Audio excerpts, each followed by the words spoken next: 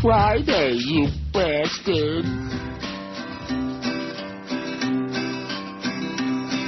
Last night you dug a booger out from your old crusty nose. All right. You rolled it between your fingers, and that's when things got gross.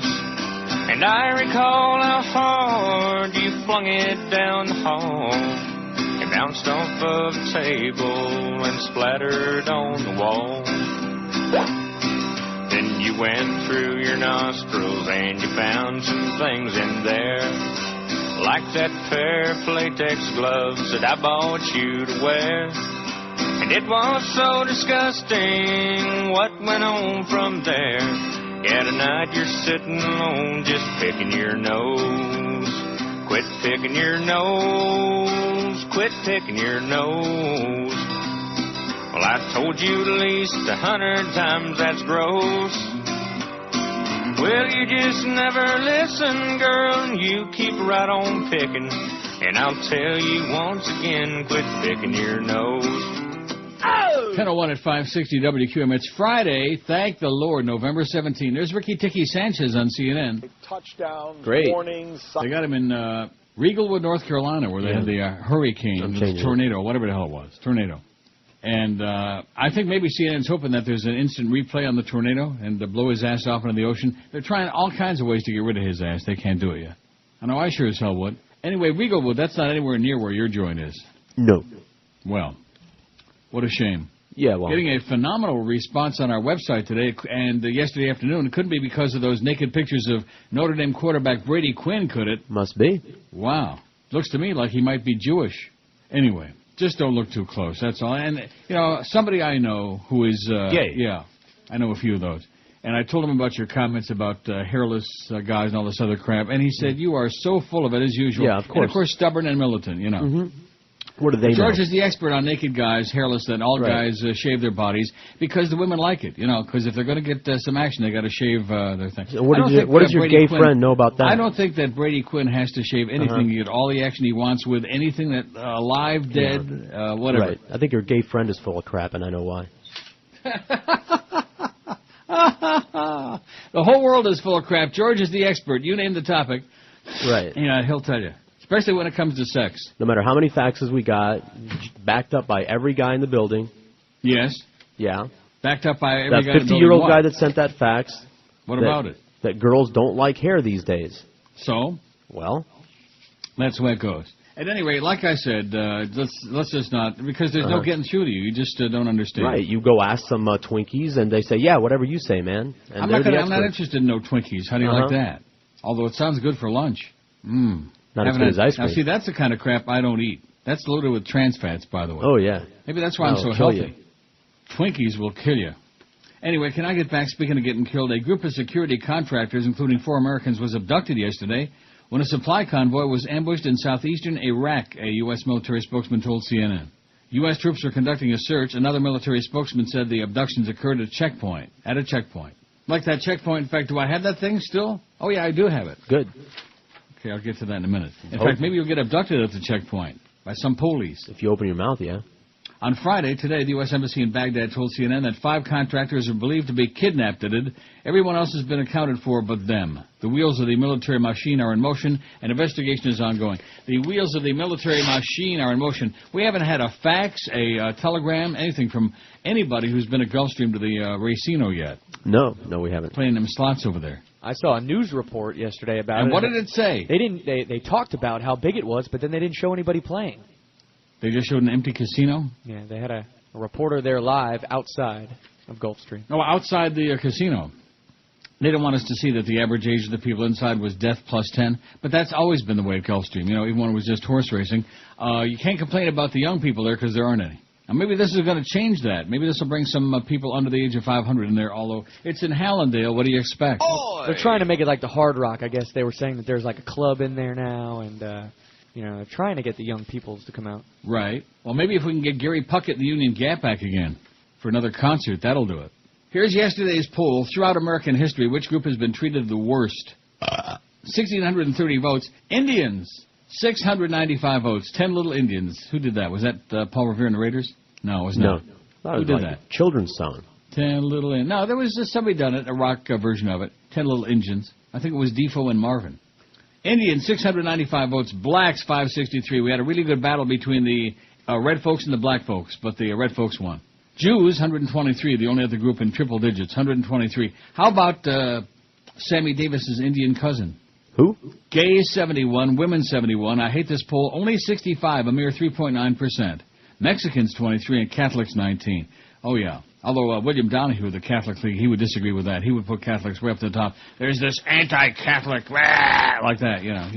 He's a crazy person is what he is. Just like all religious fanatics, a crazy person.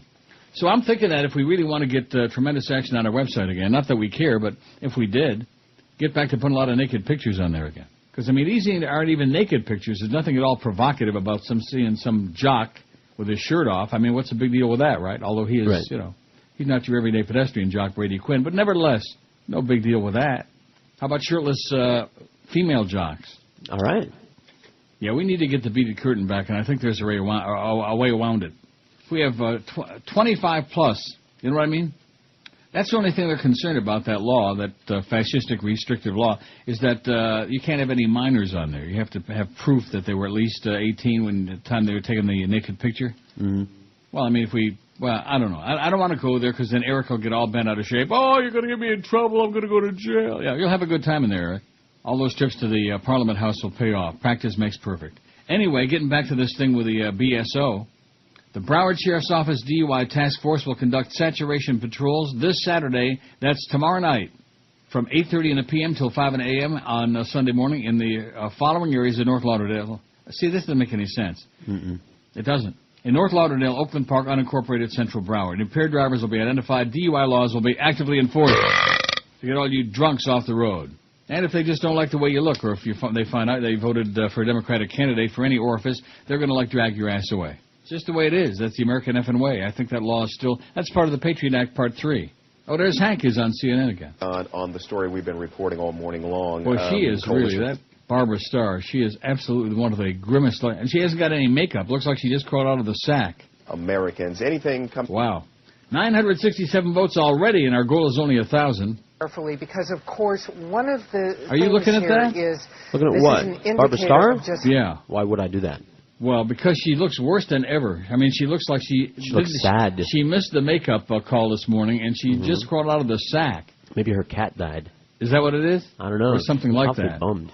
I don't think she has Looks one. like she's crying. Which ultra-rich person do you despise the most? We have 967 votes. Rupert Murdoch, for obvious reasons, because he's a right-wing piece of crap who's responsible not just for the New York Post, all his other right-wing pieces of garbage newspapers, but, of course, for Fox, so-called news. So everybody hates him like poison. Rupert Murdoch, 326. He's got an agenda, an evildoer, if there ever was one. I hate them all, 137. You know what I'm thinking about those people who said I hate them all? Probably schleppers. Mm-hmm. Like you. People that don't have two nickels to rub together, so they're just jealous. Oprah, 134. I'm so glad that she moved up into a strong second place. Nice going, bitch. Donald Trump, 122. We hate the Donald, like poison. And I hate it when people say the Donald. Wayne Heisinger, 111. And one thing he and Donald both share, nice hair. George Steinbrenner, 51. Boy, it's way on down to him. Small potatoes. I hate this poll, 48, 4.9%. Ted Turner, 27. Bill Gates, 17. And Warren Buffett, only 5. Boy, if we'd have put Jimmy Buffett on there, he'd done better than that. But we're not going to do that. Warren Buffett, only 5. Well, you know, he's such a philanthropist, him and Ted Turner. 985 votes on the poll. Did we leave anybody off of that thing? We could still add them on there now. I don't think so. I asked you that yesterday toward the end of the show, and you couldn't come up with any rich people. You got all the important people on there. Well, good. We like to leave no stone unturned. Boy, she looks bad, too, whoever the hell that is. I don't know. They must have had run out of lipstick and mascara and makeup, stuff like that. Well, she's in Baghdad. They don't have any makeup over there anymore. That's right. We don't want to have any women with makeup in Baghdad. Mm-hmm. Not seen publicly since resigning from Congress in a national scandal. I bet you she's got some nice makeup on. Mark Foley finally emerged yesterday in Palm Beach County after the death of his father. The former congressman who left his post as a U.S. representative in September after the disclosure that he had sent sexually explicit emails to congressional pages is in town in West Palm for Ed Foley's funeral. Ed Foley, 85, died on Tuesday. Foley's emergence, his coming out, comes as the FDLE indicated it has shifted from a preliminary inquiry to a full-fledged criminal investigation regarding Miss Foley. As the scandal unfolded, more details were made public concerning Foley's communications with teenage boys. The U.S. Justice Department and FDLE indicated they were launching inquiries. They're launching it. I bet you when he was sending those emails, he was launching it too. We found that there might be criminal violations that would warrant a full investigation, said FDLE spokeswoman Cristina Perzluha, whatever her name is, adding that the agency also is assisting the FBI. We don't know, but that's what we're going to look into, she said. Wearing a red polo shirt, Foley was seen with his attorney David Roth at the Palm Beach home of his friend Lane Niesenbaum on Thursday and later spent time at Roth's office, according to Channel 5 in Palm Beach. Niesenbaum has a Palm Beach dermatology practice. Oh, see that? The dermatologist, he's probably getting like a scrub. They're probably scrubbing it. It's unclear whether Foley will be at the visitation today at Quattlebaum Funeral Home or tomorrow's funeral mass at Mary Immaculate Catholic Church. His attorney, David Roth, issued a brief statement yesterday on behalf of Foley and his family asking for privacy. Roth couldn't be reached for comment beyond the press release. Scott Ondich, funeral director at Quattlebaum Funeral Home, acknowledged there may be speculation about Foley's presence during the services. This is about Ed Foley, not about Mark Foley, and hopefully that's how it stays, Ondich said. I wonder if Ondich is kin to a Mandich. Think? Foley recently underwent treatment for booze addiction in an Arizona rehab facility. He previously announced to his attorneys that he is gay and that a priest molested him when he was just a teenager. The priest, Marchieka, whatever his name is, who said he thought he was enjoying it. He liked it. He had a good time. He was smiling when it was going on. All of that, all of these things. I wonder what Reverend Ted thinks about this. You know Ted Haggart? Wonder what he's thinking about that. It's the devil. The devil made him do all it. the closet queens all the time, baby. All the Getchkis, all the closet queens. Although at least Miss Foley wasn't, like some kind of religious nut, like Reverend Ted. He was just the sponsor of that Internet legislation about, well, let's be sure we protect all the kids from perverts like me on the Internet, is what he was thinking.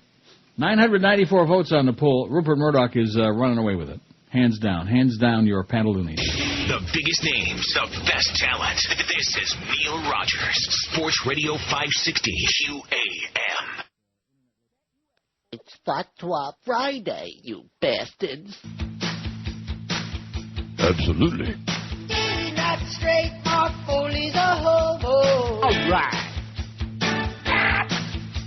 Another fine Republican, moralist queer ho. Lane and Neil had to resign, yeah. Was it worth your career with a Christian blood? Did it feel that right? Options, yeah.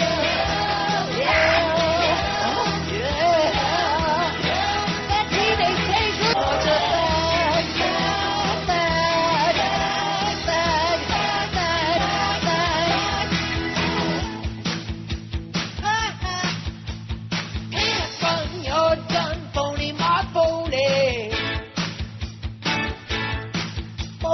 too much fun with smooth controlling.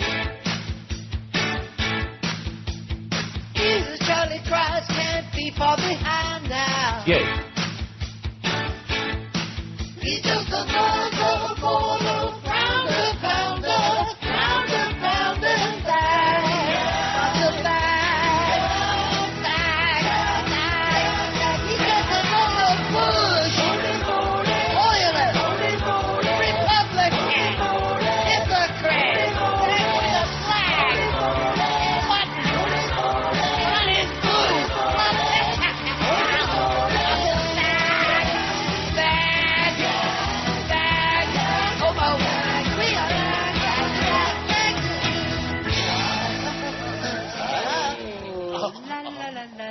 You fairy. 10:19 at 560 WQAM. Let's look at that schedule if we have to. Mad Dog is at Hooters in the Pines, or in Pompano, excuse me. Hooters and Pompano, is that what I just said? Yes.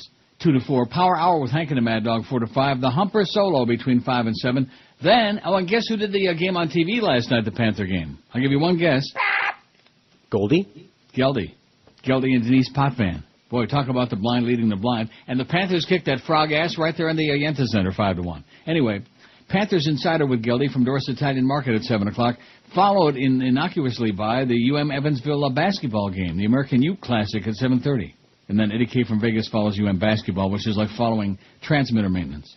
1,014 votes. Oh! We are off to the races. Now, let me just, I don't want to get into a big thing about this, but we might kill some good time. About the Internet streaming. Mm-hmm. Now, you were explaining to me before the show, which I still don't understand. We increased the bandwidth so that it sounds so much better than it ever did before. It sounds really good and crystal clear, and it's just a beautiful thing. But we increased the bit rate, too, according to Eric.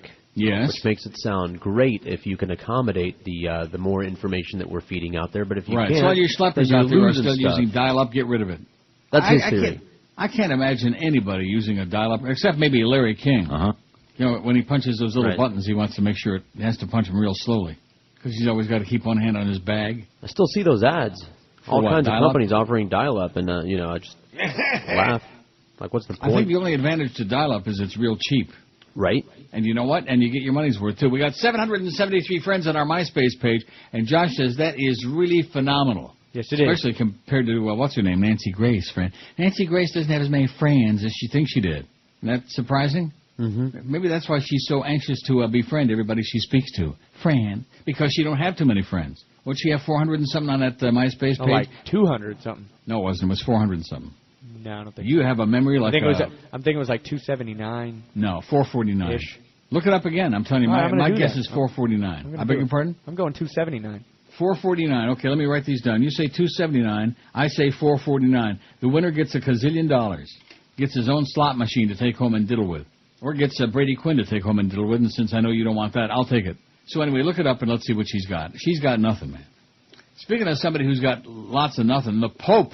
You know the Pope with the fancy red shoes? So anyway, have we got any faxes today from people bitching about the internet connection and it's all messed up? Not yet. Good. Not today. Good. So far. If you're listening online, we hope that it sounds really sensational. We hope it is fantastic. And... Yeah, you were right. What? How much is it? 478. Uh-huh. And I wouldn't be surprised if it was 449 yesterday when you looked it up because she's probably gaining frames like crazy since we talked about it. 478. That's a lot closer than 279, my guess. But anyway, get that toilet paper roll out again for the 11 to noon hour. Yeah, let's do the whole show through the toilet paper roll, and then the people online will say, it sounds like you're talking through a toilet paper roll, like that fax on Wednesday. Pope Benedict XVI believes Catholicism is growing sick in its historic birthplace of Western Europe, where a shortage of priests is both a symptom and an aggravating condition. You have the choice of priestly celibacy. Keep it in your pants. That's the deal. In normal circumstances, Malingo's taste for the spotlight might cause the Vatican to simply ignore him, but the fact that the Pope called the meeting in the first place is telling. The question of specific dispensations and the broader question of celibacy is not a matter of fixed church doctrine, but has long been a tradition in the Latin Church, while Eastern Rite churches allow married men to become priests. Church insiders say that a small core of progressive cardinals have been trying to open up discussion of the rules going well back into John Paul's papacy. Some observers even speak of the risk of a new schism with Malingo's departure. I wonder if he was a malingerer, though he is largely considered an unpredictable and isolated figure who's lost much of his original following. His becoming a de facto public spokesman for those opposing the centuries-old church tradition of priestly celibacy, however, may have offered Benedict a unique opportunity to clearly state his position on this hot-button request early in his papacy, as John Paul the Tooth did in his second year in Orifice. That's where the popes like it, in the Orifice. Vatican sources note that there are several prominent cardinals who want to at least fine-tune the policy on celibacy. They want to fine-tune it, like your radio dial. I don't think the Pope cares about Malingo, said one senior Vatican official, but he wants to give the cardinals a chance to have their say. It's better to respond head-on. Apply directly to the forehead. Caffeine. Apply directly to the brainstem. Caffeine. Apply directly to the brainstem. Caffeine. Apply directly to the brainstem. I didn't know Shula was hooked on caffeine, but nevertheless. The plot of the African Archbishop soap opera, which could be dubbed as Malingo Turns, has been twisting for years. Attentive viewers may remember that Malingo, attentive viewers of what? What is this on? It says it's Time Magazine. May remember that Malingo, who had built a loyal international following for his passionate sermons and purported faith-healing prowess, shocked the Catholic Church in 2001 by suddenly marrying a South Korean woman in Reverend Sung Myung Moon's Unification Church. Malingo later patched things up with the Vatican, which simply never recognized his marriage to his hand-picked bride, who held a weeks-long sit-in protest in St. Peter's Square demanding her husband back. She was doing that angel song, I want my husband back. My husband's back. Malingo later published a book in which he repented his marital vows and was eventually placed in a backwater Italian diocese where church officials could keep an eye on him. But 2 months ago, Malingo, 76, burst back on the scene, ordaining 4 American married men as bishops in defiance of the Vatican. He was automatically excommunicated. It doesn't say whether they were married to women or like to each other, you know. He says he doesn't recognize the excommunication and has organized a convention for more than 1,000 married priests and their wives in New York, December 8th through the 10th. All right, let's hear it. for those married priests. At least they're getting some, and it's, legal, as opposed to molesting little altar boys. Isn't that what the Pope would like to do best, altar boys? I think that's probably his number one hobby. Imagine. Although the Swiss Guard, I think they got to be legal. I don't know what the deal is with them. And they got to wear like a lot of heavy clothing, so the Pope can't get at them real easy. They can't just be hanging loose. 27 past 10 at 560 WQM. You know who would be a good Swiss Guard is James Franco. He looks like got that look. Picturing him in a beret. Don't they wear those little funny hats? I think it would fit. He's got that Franco-American look. I have a line for that, but Joyce will get very upset. 1,034 votes on the poll. It's not even 10:30 yet, man. We are really kicking some big, and that's because we got those naked pictures of Brady Quinn on there, man. That should really put us over the top. If you're expecting guests this holiday season, then it's a great time to dial 1-800-MATTRESS. Plus, it's Dial Mattress's 30th birthday. And to celebrate, Dial Mattress and Simmons are offering you the lowest price of the year on the best-selling Simmons Beauty Rest Pillow Top. You can choose from South Florida's biggest selections of Simmons Beauty Rest with same-day delivery like always.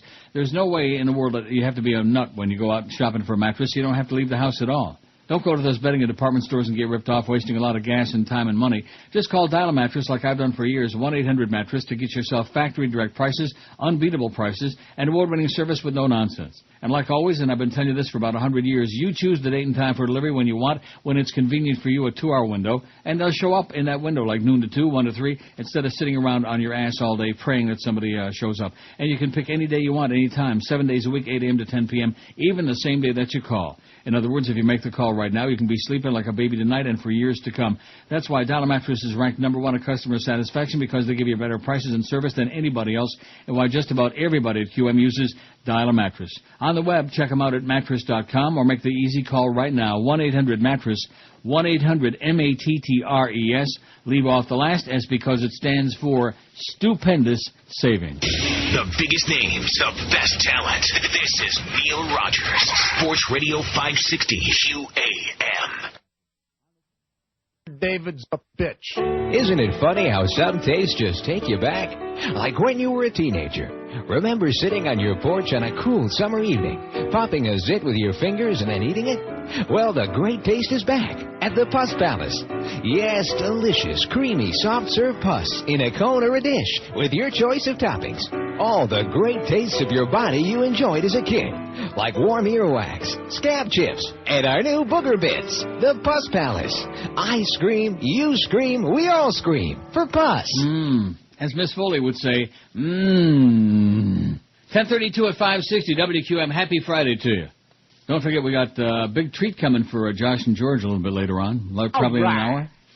Jackson's Ice Cream has got their 50th anniversary and that big thing coming up tomorrow night, which we'll tell you about. And they're bringing in more tubs of ice cream and hot fudge and butterscotch and foot-long weenies, those national footlongs, etc. All of these. For 2 tubs this time. 2 tubs. Okay. Don't forget what I recommended about the hot fudge and the butterscotch. Take those little plastic containers, nuke them for just a few seconds, about 8-9 seconds, and then you got steaming hot fudge to pour over your rocky road or whatever, all that. Disgusting, but it's a damn good thing I'm not in the mood for ice cream, I'll tell you that, yet. This story is exactly what's wrong with the entire world. This is what just makes me want to get down on my hands and knees and puke my guts on the floor for hours and hours. Putnam, Connecticut. I wonder if that's got anything to do with Joe Putnam. He drives at Hazel Park occasionally, and Indiana. How about Carl Putnam Jr.? Anyway, 2 armed thugs tried to rob a line of people waiting to buy the new PlayStation 3 gaming console early today, and shot one who refused to give up the money, authorities said. Should have given it up. The 2 confronted 15 to 20 people who were in line outside a Walmart store shortly after 3 this morning, and demanded money, said Lieutenant J. Paul Vance. I'm sure he's related to Dave Vance, a spokesman for the state police. The new Sony consoles are selling for around $500 to $600. One of the patrons resisted. He kept his honor. That was the guy that got shot. Oh, yeah, it's true. He kept his honor, and he got shot. He said the 2 gunmen fled, and the victim was taken to the University of Massachusetts Medical Center in Worcester. No immediate word on his condition. Vance said police were searching for the suspects, both believed to be in their teens. He said one was wearing a ski mask and brandishing a handgun, and the other had what appeared to be a shotgun. Kind of like the one that was used in that movie that we raved about, Match Point, where he had the shotgun. We're not going to tell you who he shot with it or if he did shoot anybody. The old lady in. Huh? At any rate, no, we don't want to ruin it. Oh, look at this. More polls from Sean. Thank you, Sean. Just in the nicotine, man. Thank you so much. In Palmdale, California, authorities shot down a super Walmart after some shoppers got rowdy late Wednesday. In West Bend, Wisconsin, a 19-year-old man was injured when he ran into a pool racing with 50 others for one of 10 spots outside a Walmart. He had a pool problem. In Lexington, Kentucky, police were investigating a drive-by shooting that hit 4 people with BB pellets outside a Best Buy store, causing minor injuries, according to WKYT, whose own reporter was hit as she interviewed buyers in line. And at a Best Buy in Boston, where it had only 140 of the consoles, they got smart. Its employees gave out tickets to the first 140 people in line so everybody could go home and come back later and buy it in more civilized circumstances. Isn't that a smart way to do it? Absolutely. Jackson's is here, by the way.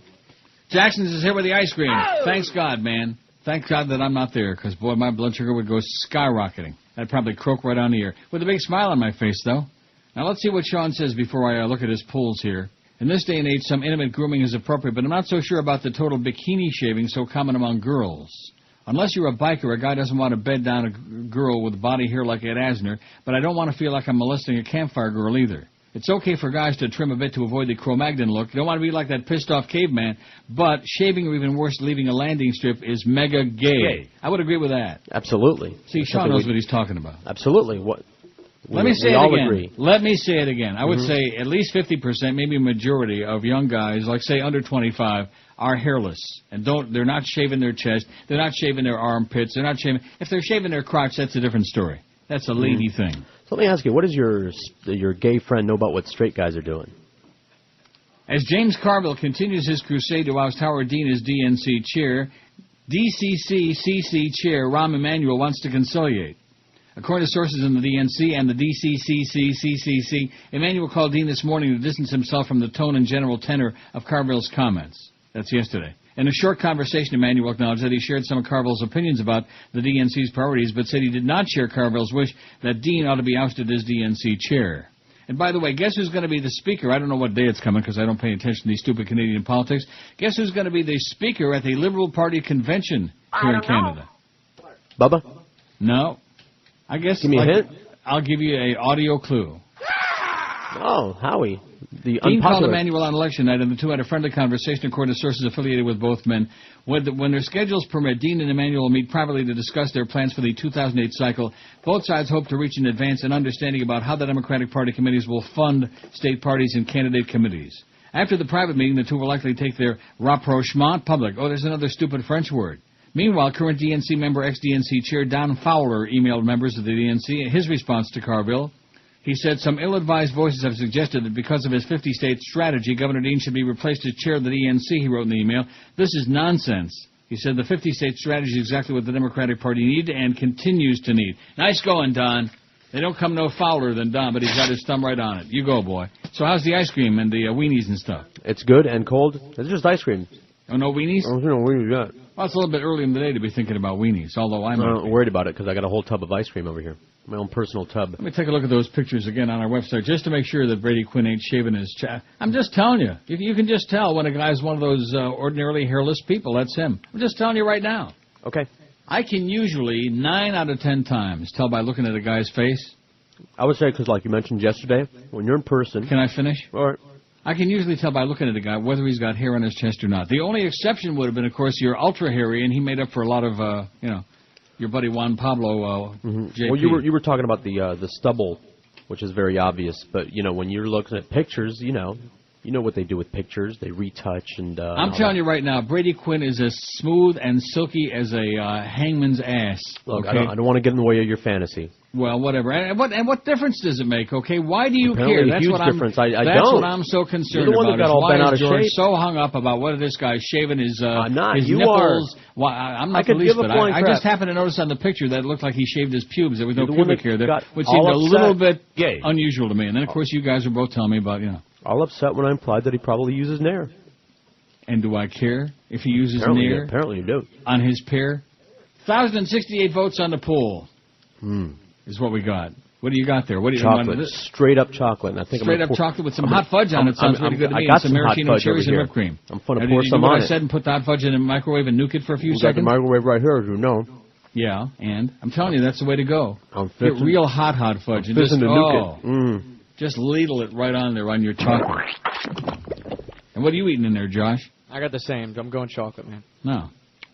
1,068 votes on the poll. Which ultra-rich person do you despise the most, whether or not they near their chest? Rupert Murdoch, 353. I hate them all, 150. Oprah, 142. I bet you she's neat. Not. Oh, yeah, we saw what's coming out of her. Well, anyway. You'd be surprised if I could talk. Donald Trump, 132. Wayne Heisinger, 123. I can't believe Wayne ain't doing better than that. I hate this poll, only 50, 5.6%. 5.5%, whatever it is. George Steinbrenner, only 55. He's small taters, man. Ted Turner, 31. Bill Gates, 18. And Warren Buffett, he's still got only 5. Solamente cinque. Soltanto cinque. Whatever the hell. See, when you start mixing Spanish and Italian, it's very non-linguistic. It's bad. Bad to be doing that. Oh, here's another Lipitor spot. At least he wasn't standing in front of Penn. This weekend, you people out there that are just desperate to see a really neat flick that you haven't seen before, go out to your video store and get Penn and also get Match Point. I think Match Point's a lot better, but nevertheless. Yes, it is. Better ending. Better yeah, Scarlett well, the ending of Johansson Penn is kind content. of cute, too. Mm-hmm. Have you heard from Leon? I miss him. Yeah, that's cute. He's sitting in the window, and it's, I don't want to ruin the ending for you. The biggest names, the He looks best just like talent. Penn, Leon. This is Neil How about that? Rogers, Sports Radio Like a pinhead. 560 Squeeze it. QAM. This is G. Gordon Liddy, and they don't come any worse than Neil Rogers.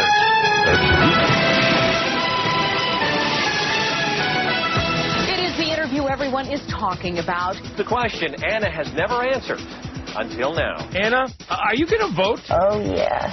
How are you going to vote on Proposition 87? Her answer will surprise you. Well, I didn't think about that. It is the interview moment that is almost too difficult to watch. Okay, then how are you going to vote on Proposition 86? I know nothing about nothing. It is gripping, painful. Do you know the difference between Proposition H and Preparation H? I want to go take my clothes off. It is dramatic footage. Are you a Democrat, a Republican, or a Sagittarius with Mercury rising? Are you trying to listen and see if you can hear me pee? She's doing it, let me tell you. 1047, 13 to 11 at 560 WQAM. Join Kim Bocamper today, noon to 1. Big, tall, boring Kim. He's a good guy, though.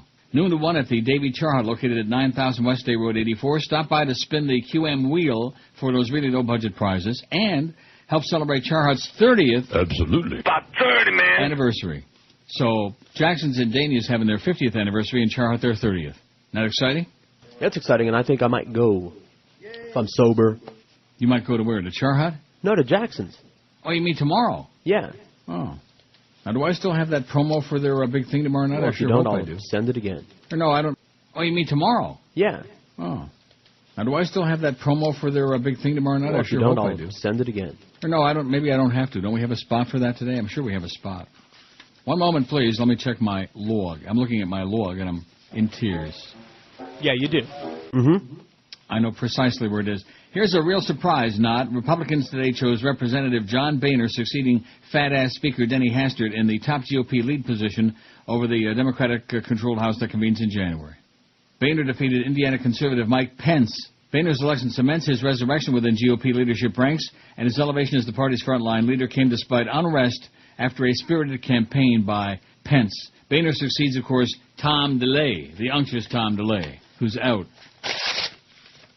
1,094 votes on the poll. Will Easy have over 1,100 by 11, 11 by 11. And the response on that website is just unbelievable, and that's because we got a lot of fruitcakes out there. Well, Isn't a it couple amazing women, how people, too. I beg your pardon? You don't think some women are checking that out, too? We don't have any women. Oh, yeah, that's right. We don't have any women. We got like maybe 40, 50 women listening to this show. We don't have...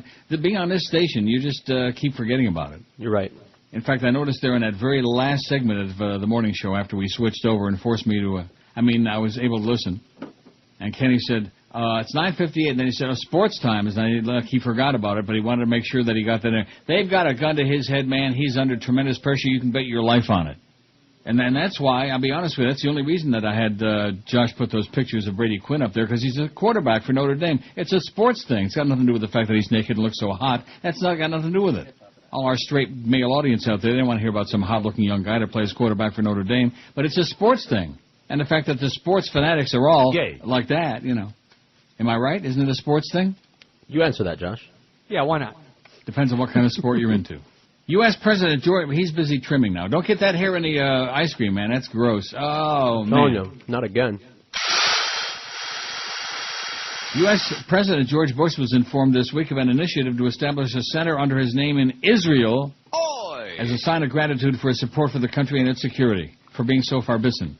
Outgoing Israeli ambassador to the U.S., Daniel Ayalon, I wonder if he's kin to Frankie Avalon, asked Bush for the go-ahead to establish such a center during a farewell meeting with the president and his deputy, Dick Cheney. Bush told Ayalon that freedom would be a worthy subject for the center to focus on. One moment, please. I'll be back in 10 seconds. That was a bit important. It scared me and I dropped my spoon.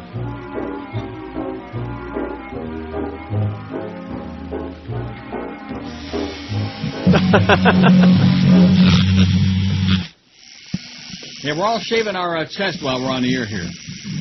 I'm due killing for two one. birds with one stone. Ayalon is yet to approach donors with a request to finance the establishment of the Bush Center in Israel, the Bush Center, but does not expect to encounter difficulties when it comes to raising the funds. The outgoing ambassador will continue to work on the matter with White House Chief of Staff Josh Bolton. Meanwhile, Ayalon, who leaves the diplomatic service in a number of days, left Washington on Tuesday and flew out to the West Coast, where he's participating in a number of events before returning to Israel, where they're probably giving him like lots more cluster bombs and nukes and stuff and saying, go get him, go get him before it's too late. Oh, no. Ana Carolina Reston, she's a model. She was a model in Rio. The mother of a Brazilian fashion model who died from complications of anorexia has made an emotional appeal for parents to take better care of aspiring young models. Ana Carolina Reston. She worked abroad and did some jobs for the Brazilian model agency, L'Equipe. I worked abroad. L'Equipe. Didn't work out, though, did it? No. The death of Ana Carolina Reston, 21, follows growing criticism of the use of underweight models in the fashion world. An issue given new significance after the death in August of Uruguayan model Luisel Ramos of heart failure during a fashion show in Montevideo. See, heart failure. Their hearts are giving out. It's like a Karen Carpenter deal.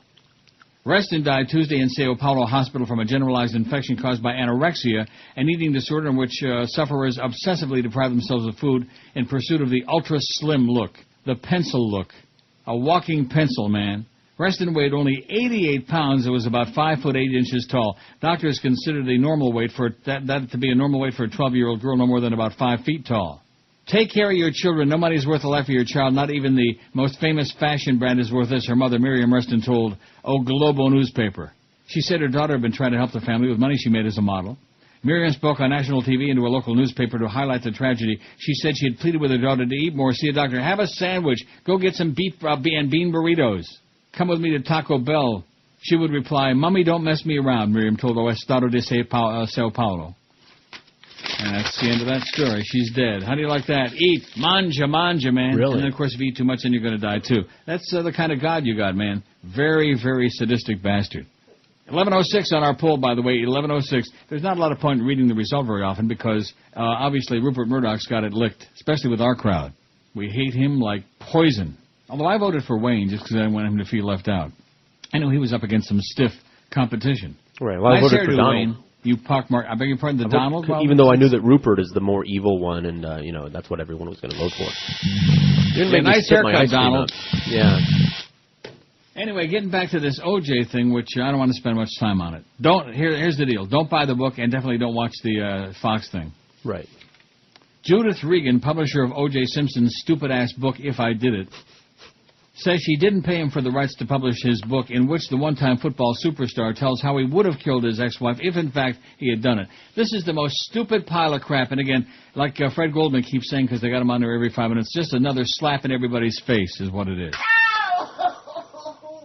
What I do know is I didn't pay him, Regan said in a statement published exclusively last night on the Fudge Report. Fudge? Did you say Fudge? Yeah. I contracted through a third party. Now, did you nuke the hot fudge or what? I nuked the hot fudge and I poured it on my chocolate to get it chocolatey. Am I right? I'm going to pass out here in a minute. Good. I contracted through a third party who owns the rights, and I was told the money would go to his children. That much I could live with, she said. His children, who, of course, by the way, are going to be watching this thing on Fox and reading the book, and everybody's going to be saying, hey, your daddy killed those people, kids. They know. Your slimeball daddy. The book deal reportedly was sold to HarperCollins for $3.5 million. The producer of a TV special Fox plans to air in conjunction with the book confirmed that Regan's statement was authentic and said she was publishing it only on the Fudge Report and would not provide copies to other media outlets. She's in bed with Miss Fudge. Not for long, though. Regan said in a statement that she knew from my own experience that Simpson would be found not guilty of murdering his ex-wife Nicole Brown and her friend Ron Goldman. Regan said that she knew Simpson would be acquitted because she herself had once been abused by a boyfriend who manipulated, lied, and broke her heart, and then, after all but leaving me dead in a hospital, he left for good, she said. Regan said, I made the decision to publish this book and to sit face-to-face with the killer because I wanted him and the men who broke my heart and your hearts to tell the truth and confess their sins and to do penance and to amend their lives. Oh, yeah. Simpson was acquitted of the murder, we know that, bada-beep, bada-boop, bada-bop, and all he was ordered to pay an estimated $35 million in damages. He's never paid a penny and never will to the Goldmans or the Browns or anybody else because he's a slimeball and a lowlife and a piece of crap who is admired and revered by some of the people who used to work and still work on this radio station. And we apologize for that profusely. And again, even though it's years later, we apologize for the fact that he was invited to show up at our charity golf tournament. See, that should have been the turning point right then and there. If I had any balls, if I had any brains, it would have been a lawsuit. I should have sued them for about $80 million. I should have taken their ass right to the cleaners. Greg Reed and Screw Ann and the Beasleys and this whole bunch, and the water Nazi, these jockstrap-sniffing lunatics. The biggest names, the best talent. This is Neil Rogers, Sports Radio 560 QAM. This is the Neil Rogers Show. This is your brain. Any questions? No. Some stations give you cash. Some stations give you cars. But this station is going to give you more. Because this station is going to give you a total human experience. That's right. We're going to change your sex. Change your sex. See how the other half lives. And love. Discover just why you were so lousy in bed. Guys, learn what it's like to ask for directions. Girls, see what it's like to be a jerk. Just keep listening. And when you hear this sound, give us a call and we'll change your sex. Change your sex. Winners of the sex change receive an all-expense-paid trip to Sweden, where highly skilled surgeons will rip out the genitals, stuff them in a plastic bag, and shove in some new ones. Winners may keep their old genitals as a free gift. Employees of this station are not eligible to have their genitals ripped out free of charge, but must do so at their own expense. You know you want to. So change your sex. Keep listening to win. 11:02 at 560. Oh, speaking of Swedish whatever, there's another category. You admitted yesterday that like Asian young men and who else? Indians. Right. And Latinos, many of them. And what about Scandinavians? They hairy? No. Hairy men in Scandinavia? No. The very fair have little hair. Fair? Hair? You fair.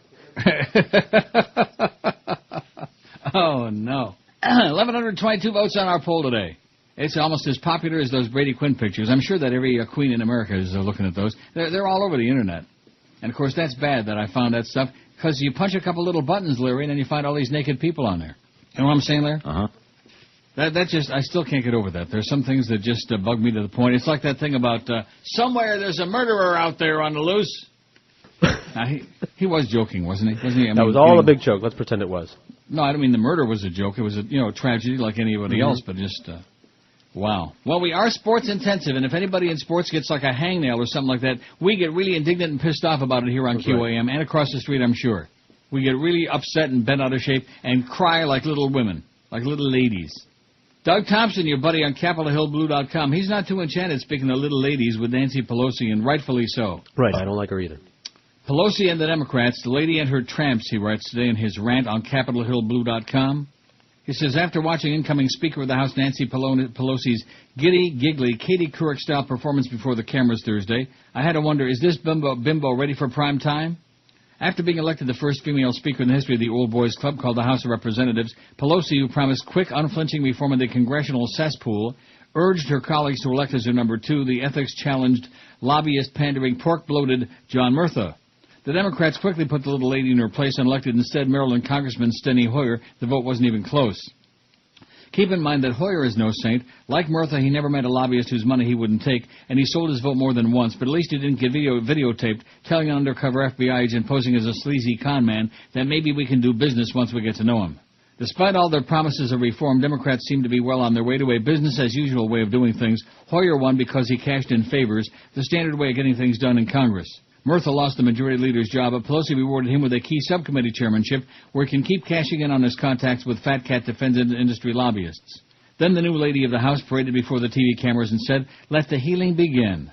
What's next? Trot out Rodney King to say, can't we all just learn to get along? Over on the other side of the hill, Senate Republicans prove they haven't learned a damn thing from the election either, electing corrupt, bribe-taking Kentucky Senator Mitch McConnell as their new leader and installing in a one-vote squeaker racist Trent Lott as his number two. Lott, whose razor-thin victory is being hailed as the comeback of the year by a media that gave far more attention to the lopsided vote against Murtha, lost his job as Senate leader a few years back for praising the overtly racist presidential campaign of former Senator Strom Thurmond. Lott immediately received calls of congratulations from fellow racists George W. Bush, Dick Cheney, and White House Chief of Staff Josh Bolton. Perhaps Lott's ascension back to power is payback for the minorities voting Democratic this time. I can imagine the conversation between W and Lott. Well, Trent, old boy, glad to have you back. Now we had those darkies and wetbacks on the run. McConnell, of course, is no beacon of light. He torpedoed campaign reform, openly promised the Political Action Committee bosses that he would protect them as long as they keep writing out checks to the Republican Party. Those same bribe-paying lobbyists had best remember that the last time Republicans were in the minority, McConnell was on the floor of the Senate calling for elimination of PACs because they dared give money to Democrats. McConnell would pimp out one of his daughters for a campaign contribution. What we see here is clear indication that in spite of all the hoopla over the Democratic sweep of the House and Senate in last week's elections, nothing really changes. Isn't that what I said yesterday? That's what you said. Yeah. I didn't expect the Republicans to change their stripes, he says. The party of the elephant is so corrupt, so overridden with slime, that they, of course, turn to the same crooks, sleazebags, and con artists who have controlled their destiny for years. And while I held out faint hope that Pelosi might prove me wrong, she fell back into the old congressional habit of putting party loyalty above ethics. Her supporters claim she owed Murtha because it was his early opposition to the war in Iraq that helped put the issue in the nation's psyche and generate the voter anger that delivered a Democratic victory. And I've heard all the rationalizations about Murtha's unethical behavior. It happened a long time ago. He was never charged with taking a bribe and so on. Murtha has a long proven history of selling his vote and using the power of his office to benefit family and friends. Rationalizations of his actions normally come from partisan political pukes who would never ever accept such behavior by the other side. Pelosi's actions tell me that nothing will change in the House, nor can we expect any real change in the Senate, where new Majority Leader Harry Reid's checkered past, his record of shady real estate deals, show control of the body that is once again in criminal hands. The Mafia has a saying for this: new boss, same as the old boss. Never knew that the Mafia had that saying, did you? I didn't know it came from the Mafia, but I'd heard that before. Huh. In other words... What are you going to do? Nice college boy, huh? Didn't want to get mixed up in the family business? Now you want to gun down a police captain, why? Because he slapped you in the face a little bit? Huh? What do you think, this is the Army where you shoot him a mile away? You got to get up close like this, and bing, you blow their brains all over your nice Ivy League suit. Come here. Mwah! You're taking this very personal. Oh, God, I can't stand it. It's 11:08 at 560 WQM. We got 1,138 votes in the poll. We're going to have some staggering number on there by 2 o'clock, aren't we? I don't know what it's going to be, but whatever it's going to be, it'll be staggering. Listen, I'm going to be staggering. And you're going to be staggering because of all that damn ice cream and all that stuff you're eating. And you know what? This time I'm going to finish this tub. Oh, God. Just out of spite. Right. Just because I can't have any. I poured hot fudge on it, and I'm going to finish it. Oh, the only reason I'm checking out those pictures again on our website. Don't forget, join Kimba Bocamper noon to 1 at the Davy Charlotte, 9000 West State Road 84. Spin the wheel, and if you win, you get some of the crappiest QM prizes you ever got in your life. But that's not why you're going there. No, it's true. We're embarrassing. You're going over there to say Kimba and help celebrate Charlotte's 30th anniversary and to grab you some really good lunch, which you will be paying for, of course, but nevertheless. The U.S. government's promised that Americans will never be hungry again, but they may experience, wait till you hear this, very low food security. Huh? No more hunger, low food security. Every year, the Agriculture Department issues a report that measures Americans' access to food, and it's consistently used the word hunger to describe those who can least afford to put food on the table, but not this year no mo. Mark Nord, the lead author of the report, said hungry is not a scientifically accurate term for the specific phenomenon being measured in the Food Security Survey. Nord, an Agriculture Department sociologist, said, "We don't have a measure of that condition." The department said 12% of Americans, 35 million people, couldn't put food on the table at least part of last year. 11 million, and this is while you're sitting there shoveling tubs of ice cream down your fat, disgusting puss. Well, that ain't my fault, man. 11 million of them reported going hungry at times. Beginning this year, the Agriculture Department has determined very low food security to be a more scientifically palatable description for that group. Less embarrassing, if you say there's millions of hungry Americans, it's not. But if you say there's millions of people who got low food security, it's like, what's that? The U.S. has set a goal of reducing the proportion of food-insecure households to 6% or less by 2010, or half the 95 level, but it's proved difficult. Number of hungry Americans has risen over the past 5 years, and last year the share of food-insecure households stood at 11%. Food-insecure households. Less vexing has been the attempt to fix the way hunger is described. 3 years ago, the department asked the Committee on National Statistics of the National Academies to ensure that the measurement methods USDA uses to assess households' access or lack of access to adequate food and the language used to describe those conditions are conceptually sound and operationally sound. In other words, if you got a dumpster in the back of the house where you can go and pick off somebody else's garbage, then maybe you're not really hungry. That's right, or not hungry enough. Or maybe too hungry. Among several recommendations, the panel suggested the Agriculture Department scrap the word hunger, which should refer to a potential consequence of food insecurity that because of prolonged involuntary lack of food results in discomfort, illness, weakness, or pain that goes beyond the usual uneasy sensation. Or maybe in other words... I'm dying over here. Yeah, death. That's another side effect of unusual hunger, is death. Hunger is clearly an important issue, Nord said, but lacking a widespread consensus on what the word hunger should refer to. It's difficult for research to shed meaningful light on it. And, of course, all depending on what you're hungry for, you know what I'm saying? Food? Yeah, that could be one of it. Or like Miss Foley would say, yeah, sometimes you're hungry for a little something else. The biggest names, the best talent. This is Maybe you want to munch on something a little more Sports satisfying. Radio 560 QAM. Excuse me, but I do believe that sucked ass. Hello, friends. I am the Reverend Ted Haggard, former president of the National Association of Evangelicals. I have taken early retirement from that fine organization to pursue another calling. Not a higher calling, really, more of a lower calling. Much, much lower.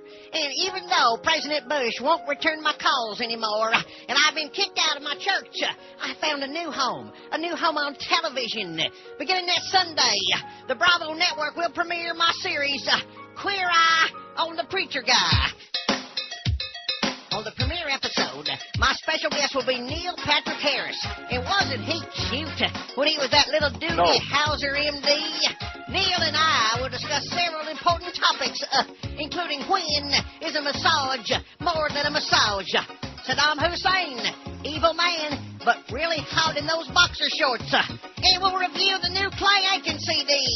Then, in the sports segment of my show, we'll open play in the Reverend Ted Haggard Cornhole Tournament. That's Queer Eye on the Preacher Guy with me, the Reverend Ted Haggard, Sundays on Bravo. It'll be so much fun, you'll think you just snorted meth with a male escort. Oh, and speaking of that, you know, I would have a little bit more respect for Reverend Ted and Miss Foley if at least they had good taste, which neither one of them does. You know what I'm saying? What are you saying? I'm saying that their taste is in their tush. Nevertheless, wait till you hear this story, boy. Talk about getting caught with your Walmart down.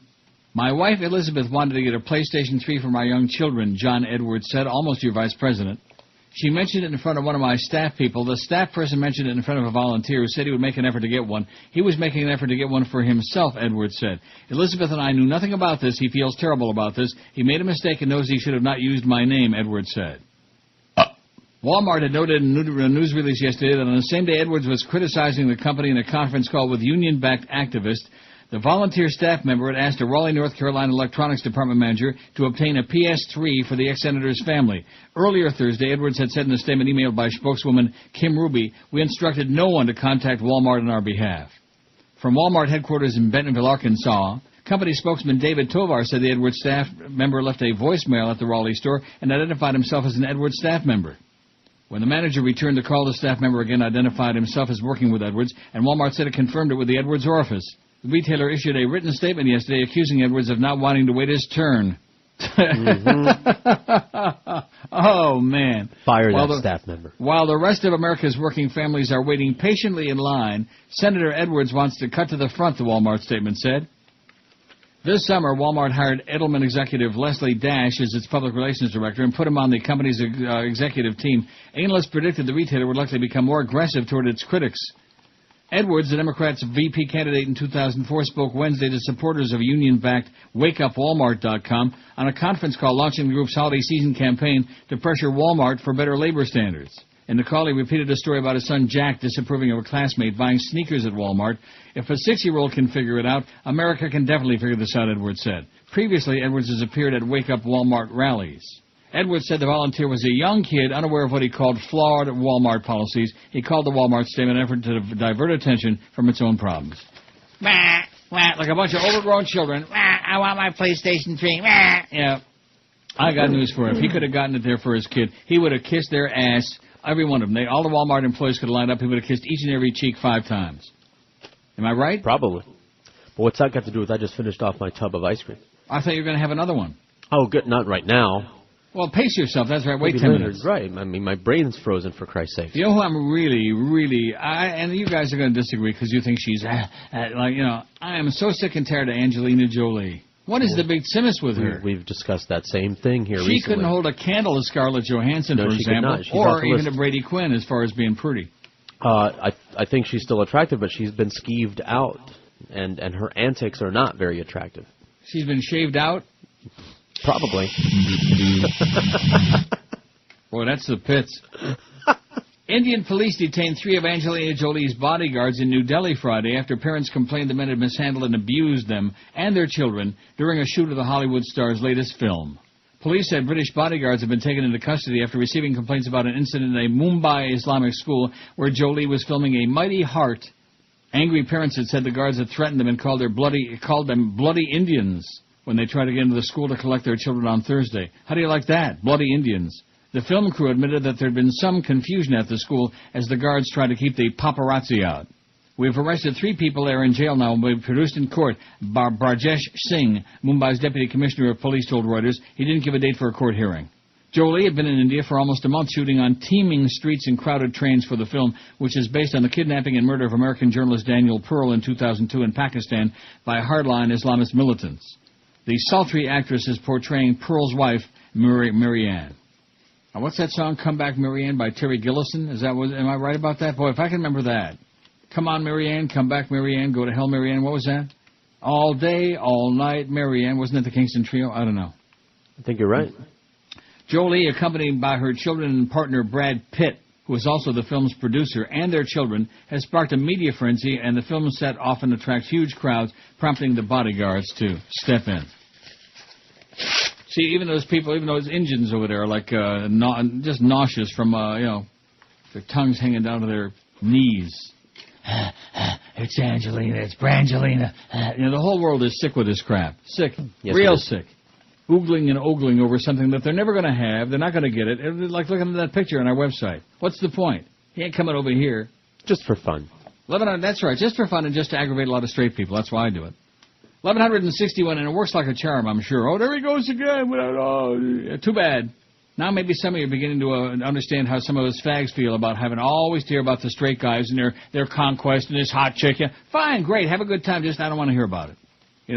Payback is a bitch. Oh, and speaking of that, gay penguin book shakes up Illinois school. Oh, no. Not another one of those gay stories. Yeah, Shiloh, Illinois. Yeah, more of this homosexual agenda. That's right, rubbing it in, so to speak. Rubbing it in deep. That's what Miss Foley says. When in doubt, rub it out. Or whip it out. A picture book about 2 male penguins raising a baby penguin is getting a chilly reception among some parents who worry about the book's availability to children and the reluctance of school administrators to restrict access to it. The concerns are the latest involving Antango Makes 3, the illustrated children's book based on a true story of 2 male penguins in New York City's Central Park Zoo that adopted a fertilized egg and raised the chick as their own. Complaining about the book's homosexual undertone, some parents of Shiloh Elementary School students believe the book, available to be checked out at the school's library in this 11,000-resident town 20 miles east of St. Louis, tackles topics their children are ready to handle, like homosexual penguins. I wonder what Burgess Meredith would think about this. Their request moved the book to the library's regular shelves and restricted to a section for mature issues, perhaps even requiring parental permission before a child can check a parental permission to be checked out. The district attorney said moving it might be construed as censorship. Oh, we don't want to do that, do we, in America? Yes. Filia considers the book adorable and age-appropriate, written for kids ages 4. Pinto thought the book looked charming when her 5-year-old daughter brought it home in September. Del Pinto, I wonder if she's kin to, what's his name? What's his name? Domenico Modugno. Nel Blue de Pinto de Blue. Remember that? No. Volare. Anyway, forget about it. Del Pinto said she was halfway through. See, I do these because only Chicken Neck will know what I'm talking about, so he and I get a chuckle out of it. Del Pinto said she was halfway through reading it to her daughter when the zookeeper said the 2 penguins must be in love. That's when I ended the story, she said. Oh, how ridiculous. 2 male penguins being in love? That would be like 2 men being in love. Who ever heard of such a thing? No. Del Pinto said her daughter's teacher, in fact, that's probably why most guys get along better with their mother than with their father, because you don't want to love another man. That's bad. Del Pinto said her daughter's teacher told her she was unfamiliar with the book in the school's library and directed her mother to Filia. I wasn't armed with pitchforks. I innocently was seeking answers, Del Pinto said, agreeing with Filia's belief that pulling the book from the shelves could constitute censorship. The book has created similar flaps elsewhere. Of course, isn't that what penguins do? They flap? Yeah, Earlier this year, 2 parents voiced concerns about the book with librarians at the Rolling Hills Consolidated Libraries branch in the northwest Missouri town of Savannah. Barbara Reed, Rolling Hills director, said she had consulted with staff members at the Omaha, Nebraska, and Kansas City zoos and the University of Oklahoma Zoology Department who told her adoptions aren't unusual in the world of penguins. They'd like to adopt an egg, and then they cook it up for lunch. She said the book was then moved to the nonfiction section because it was based on actual events. In that section, she said there was less of a chance the book would blindside somebody in the friction section. Oh, my God. This is what people are worried about. This is the kind of stuff that the Getchkis are worried about. Oh, brother, I'm so glad that we can cause so much angst and grief and sorrow. 1,165 votes on 1,176. Wow, they're coming in chunks now, in big, oozing chunks. What the hell's going on here now? Oh, it must be the big Thanksgiving rush. That must be it. Because, you know, once it gets to be Thanksgiving, from then till after New Year's, we might as well be talking to ourselves. You don't understand that. And I'm so relieved to hear that the Dolphins play on Thanksgiving Day. The Lions? That's right. You do realize that they could actually beat the Vikings this week because the Vikings are a girls' team. The Patriots pounded them silly a week ago Monday night, and they suck. And then Detroit, I mean, that's another little girls' team that make the Vikings look like Super Bowl contenders. So the Dolphins could wind up winning 4 in a row, and everybody say, look at this, we're on the way to the Super Bowl. Yeah. Well, can't you hear it now? Yeah. Can't you just hear it? I can not only hear it, I can smell it. The biggest names, the best talent. This is Neil Rogers, Sports Radio 560 QAM. It's Friday, you bastard. Jesus Christ. Oh! Movie star. You fairy.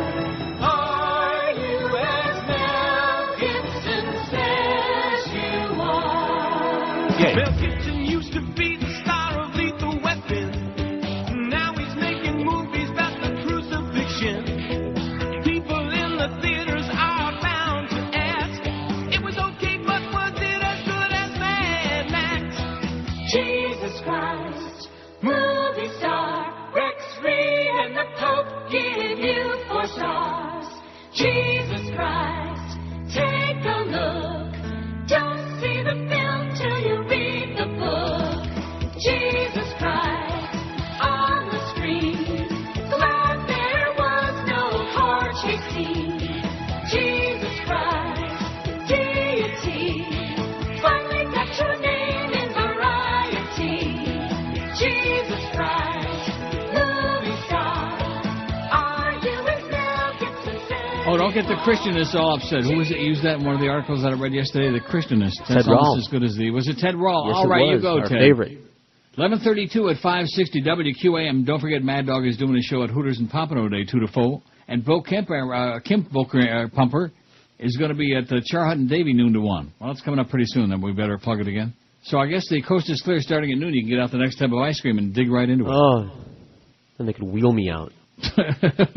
Well, how big are these tubs? I mean, like a pint? More than that, like Quart. Half gallon. A quart, maybe. I don't know. Yeah. Each tub is a quart? I don't know. And you're going to have 2 quarts? That's a half a gallon of ice cream, you lunatic. It's more than a pint. Boy, you're going to be spending a lot of time, a lot of busy reading time this weekend on the throne. Mm-hmm. Speaking of Tristan and his old. Anyway, maybe Josh knows. You don't know. You don't want to know. His stepbrother, remember he was adopted in the movie, or in the early part of the movie? No, I don't remember. George, remember how he was... You saw that part of the movie. Right, I did. And that kid was his stepbrother, and he grew up together in that family. And he looked like his twin brother. Putting naked pictures of guys on our website the last 24 hours. Yeah, that's it. I mean, I'd be more than happy to put more naked chicks on there, but, you know, you're going to have to be responsible for it and go into jail. You'll have a good time in there. Well, here's more PlayStation 3 crap. Aren't you a little bit tired of this crap? No. No. A lot of demand, too few supplies, says the Herald. In a scene that experts predicted would play out across the nation, there were only 34 PlayStation 3 consoles available at Best Buy in Dayland when the store's doors opened at 8 o'clock this morning. Only 34. But over 100 people, mostly in their late teens and early 20s, had congregated on the sidewalk outside the store for as long as 6 days. I wonder if Larry King was there waiting for his. Uh-huh. And in less than 10 minutes, all 34 PlayStations were sold for $500 to $600. The new PlayStation 3 owners carried away their heavy consoles and talked of plans to shower and sleep. Less lucky customers left tired and dejected. Extra employees were hired to work early as well as extra security to ensure the process would go smoothly. People in line received numbered tickets. Only 10 people were allowed into the store at a time when the doors opened. That's a good orderly way to do it, instead of allowing all these lunatics to go forcing their way in there and knocking each other over. One young man walked out and resold his PlayStation for $2,000 to a man who was planning on selling it for more on eBay, where bids were creeping over $3,000. Only 400,000 PlayStation 3s available in the USA. Best Buy employees attempted to clean up the debris left by people in line, but there was a bit of an obstacle. 3 people were already in line for Nintendo's Wii console. Let's see. What is this? What is this? What does that mean? Get him excited, I mean, refers to Chicken Neck, I assume. Oh. What was the dog's name? All this old stuff. Nobody wants to live. Plunk your magic twanger, Froggy. Andy Devine on the Buster Brown Show. I remember that, but I sure don't remember no dog. $1,199 on the pool. $1,199. We're going to be, let me refresh it. I bet you we got $1,200. I'll bet you anything. I'll bet you that next quart of ice cream. $1,199 on the pool. $1,199. We're going to be, let me refresh it. I bet you we got $1,200. I'll bet you anything. I'll bet you that next quart of ice cream. It's still $11.99, so I lost. See, it's good. The Lord is looking over me. He's looking out for me. 1,199 votes still. Isn't that something? Now, wouldn't you think any other time you'd refresh it, it would be like enacted in 1947? Opponents fear the move could help fan a resurgence of nationalism, like I just said. Teachers should foster love of the nation and homeland, the fatherland. They are worried because Japan's military leaders used patriotism to justify the expansionism which led to WW2. The bill calls on teachers to instill thinking among students respecting tradition and culture and loving the nation and homeland, the fatherland. Japan's new Prime Minister, Shinzo Abe, whatever his name is, Abe Lincoln, has strongly backed the bill. In a weekly email, he said Japan's education system has not sufficiently addressed ideas such as moral values, ethics, and self-discipline, and self-abuse. He also mentioned a recent spate of bullying incidents which he said would lead parents concerned the education system needed reform. Conservative groups have long argued for a revision of the current law, saying people should learn national pride as Japan assumes a more active diplomatic and military role on the international stage. The bill passed after the opposition boycotted the vote and now goes to the upper house, where the government hopes to win approval before the current parliamentary session ends on December 15. According to the BBC's Tokyo correspondent Chris Hogg, Japan has become a lot less cautious about patriotism than it used to be. 7 years ago, a piece of music that honors the emperor became the national anthem, and the rising sun flag became the emblem of the Japanese state. And now just about everybody in Asia is turning Japanese. But the government would argue that the country's pacifist constitution is preeminent and that no one has anything to fear from a more patriotic Japan. Right. Nobody has anything to fear from anybody. Everybody's like peace-loving and, you know. 12:05 on the poll, thank God. Boy, that would have been bad if it would have got stuck there at 11.99. And I would have started losing. See, I'm doing that just to, you know, to show a little empathy for you guys. To share the love. We appreciate it. Well, because you're just shoving it down, just gobs and gobs of that Jackson's ice cream. Now I'm swooning. Are you really? Oh, yeah. Reminds me of the day the woman brought the Rogalach in. Remember that? Oh, yeah. Just covered with powdered sugar. And I'm going to tell you, I was so sick. I would have wished I had my thing there so I could have pricked my finger and taken my blood sugar. I bet it was like over 500. You would have broke the machine. That's like the woman that kept bringing us Smarties to the hockey games. I kept telling her, don't bring me any candy. Oh, don't you understand? I'm diabetic. I'm going to get sick as hell, okay? And she'd bring them to me, and I would, oh, gee, I don't want these. And she would insist I take them. And, of course, I would eat them because I had them. Hey. When you're addicted to something, if you've got it in your hand, you'll eat it. They should just brought you crack cocaine. Might as well. Had more control over that. Brings me these things of Smarties at the hockey game. Thank God I'm not there to go to the game so people bring me all that food. Like your accountant brought me that damn stuff that time. That diet halava, don't you remember that? Mm-hmm. Man, I was on the throne. I felt like a king and a queen. Good God. What was his name? David. David the Farbisson, who brought in the tzitzis and the tefillin that day and practically killed you right on the air. That was good. He wrapped the tefillin around George's arm, and talk about purple veins. Right. My God. Now I know why they daven. Yeah, they're rocking back and forth because their circulation is cut off because they can't breathe. They're falling over and then trying to stand back up. I'm dying over here. Just like that in Yiddish. Good guy, David. He's probably listening right now. Well, Hubbum in Bud. The biggest names, the best talent. This is Neil Rogers, Sports Radio 560 QAM. Teeth, damn it, I'd kick my own ass outside. My religion's better than your religion. My religion's better than yours. All right. My beliefs are what's required to avoid a lake of fire. My religion's better than yours. My religion's better than your religion. My religion's better than yours.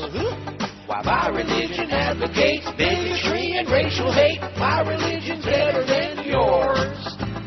My religion's better than your religion. My religion's better than yours.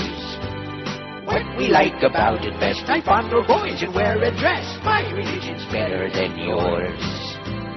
My religion's better than your religion. My religion's much better than yours. We have no respect for women. Drive a cab to make a living. My religion's better than yours. My religion's better than yours. Religion. My religion's much better than yours. Chupacabra, spooky ghost. We slaughter pigs and dogs and goats. My religion's better than yours. Absolutely. My religion's better than your religion. My religion's better than yours. Boy! We wear beanies and pigtails and never ever pay retail. My religion's better than yours. Please. My religion's better than your religion. My religion's better than yours. We knock on doors to bother you like Fuller Brush to spew our views. My religion's better than yours. You fairy! My religion's better than your religion. My religion's much better than yours. We wear ties and ride our bikes and get to marry lots of wives. My religion's better than yours.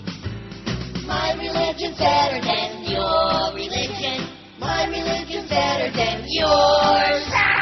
We don't want to use our brains. We're mindless lemmings on parade. My religion's better than yours. My cartoon characters are better than yours, I'll tell you that. 14 till noon at 560 WQM. All the fairy tales, all the time. You starting on the second tub or not? No, man, I'm saving that. I'm going to take some home. You're going to take it home. That's a good idea. That's a stellar idea. Then you can pass out on the floor at home instead of passing out on the floor right there, like Josh's predecessor. I'll never get home if I eat another one of those. 1,216 votes on the poll. They hate Rupert Murdoch like poison and wishes he would die a brutal, grotesque death. Don't they wish it that? They do. Yeah, they do. Any death would do, but brutal is better. It was the key to $1 billion a year illegal gambling kingdom, a laptop computer that authorities say was owned by a professional poker player from Miami named James Giordano. Giordano, who rarely let the computer out of his sight, left it behind earlier this year in New York while attending a wedding, police said this week. But in the 3-hour... Oh, and by the way, speaking of this week, before I finish this story, aren't you on vacation next week? Yes. Well, you didn't say nothing about it this morning before the show as a reminder to a doddering old man. Hey, I'm on vacation next week. No. And then, of course, Thursday is Thanksgiving Day, and the Lions and the Dolphins are going to be suiting up. They're going to be lining up. So I'm told. Yeah. So we got no show on Thursday. That's what we like. That's the only good thing about this time of the year is that there's all these holidays and lots of extra days off. You got Christmas Day and, of course, Boxing Day. That week I'm off anyway.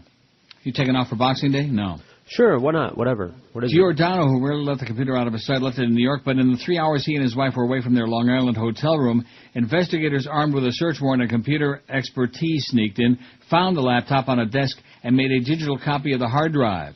The covert operation on June 15 helped unlock a sophisticated Internet-based gambling scheme that has taken in $3.3 billion in cash wagers from 40,000 bettors nationwide since 2004. Authorities announced charges against Giordano, 26 other defendants, and 3 companies, including one in Hollywood, another one in Davie. Oh, boy. This is the largest illegal gambling operation we've ever encountered, said New York Police Commissioner Ray Kelly. It rivals casinos for the amount of betting. How do you like that? Mm-hmm.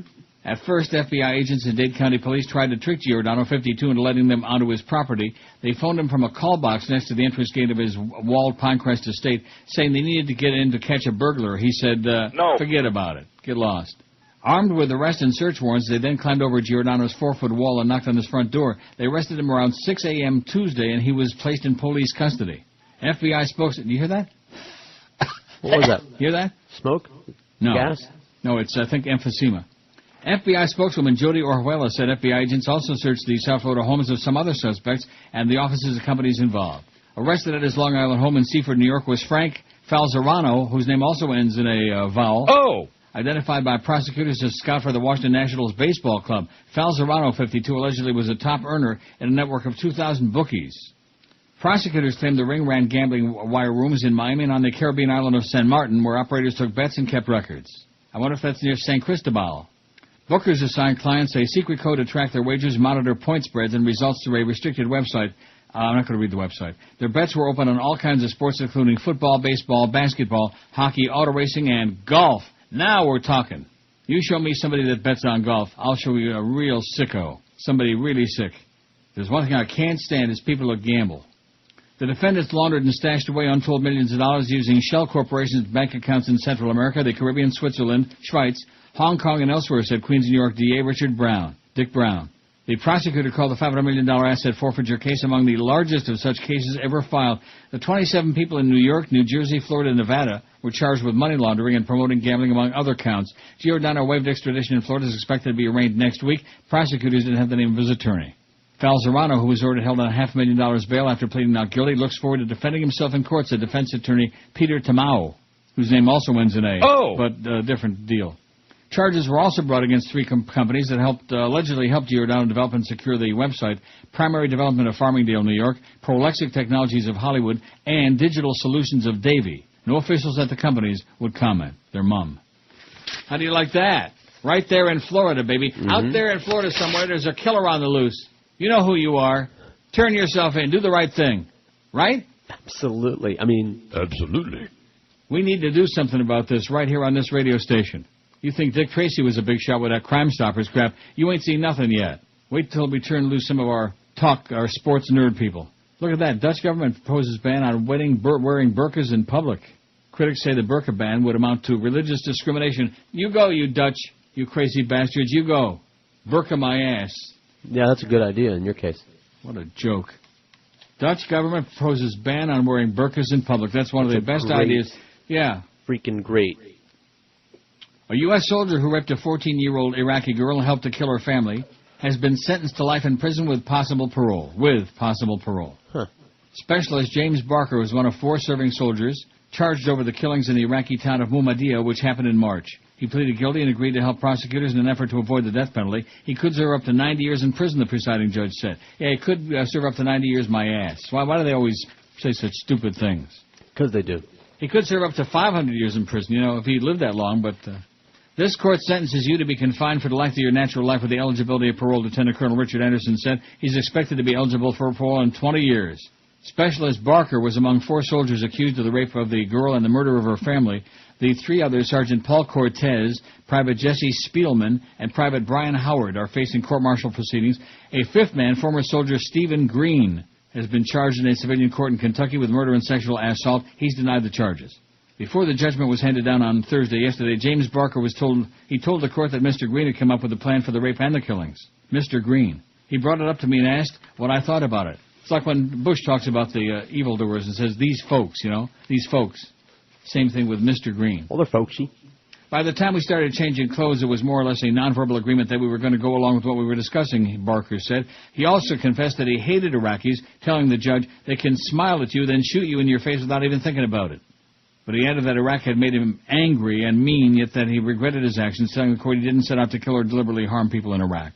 He said, I want the people of Iraq to know that I didn't go there to do the terrible things that I did. I don't ask anyone to forgive me today. And we don't. You butcher, you murderer. Somewhere in this town, on the loose.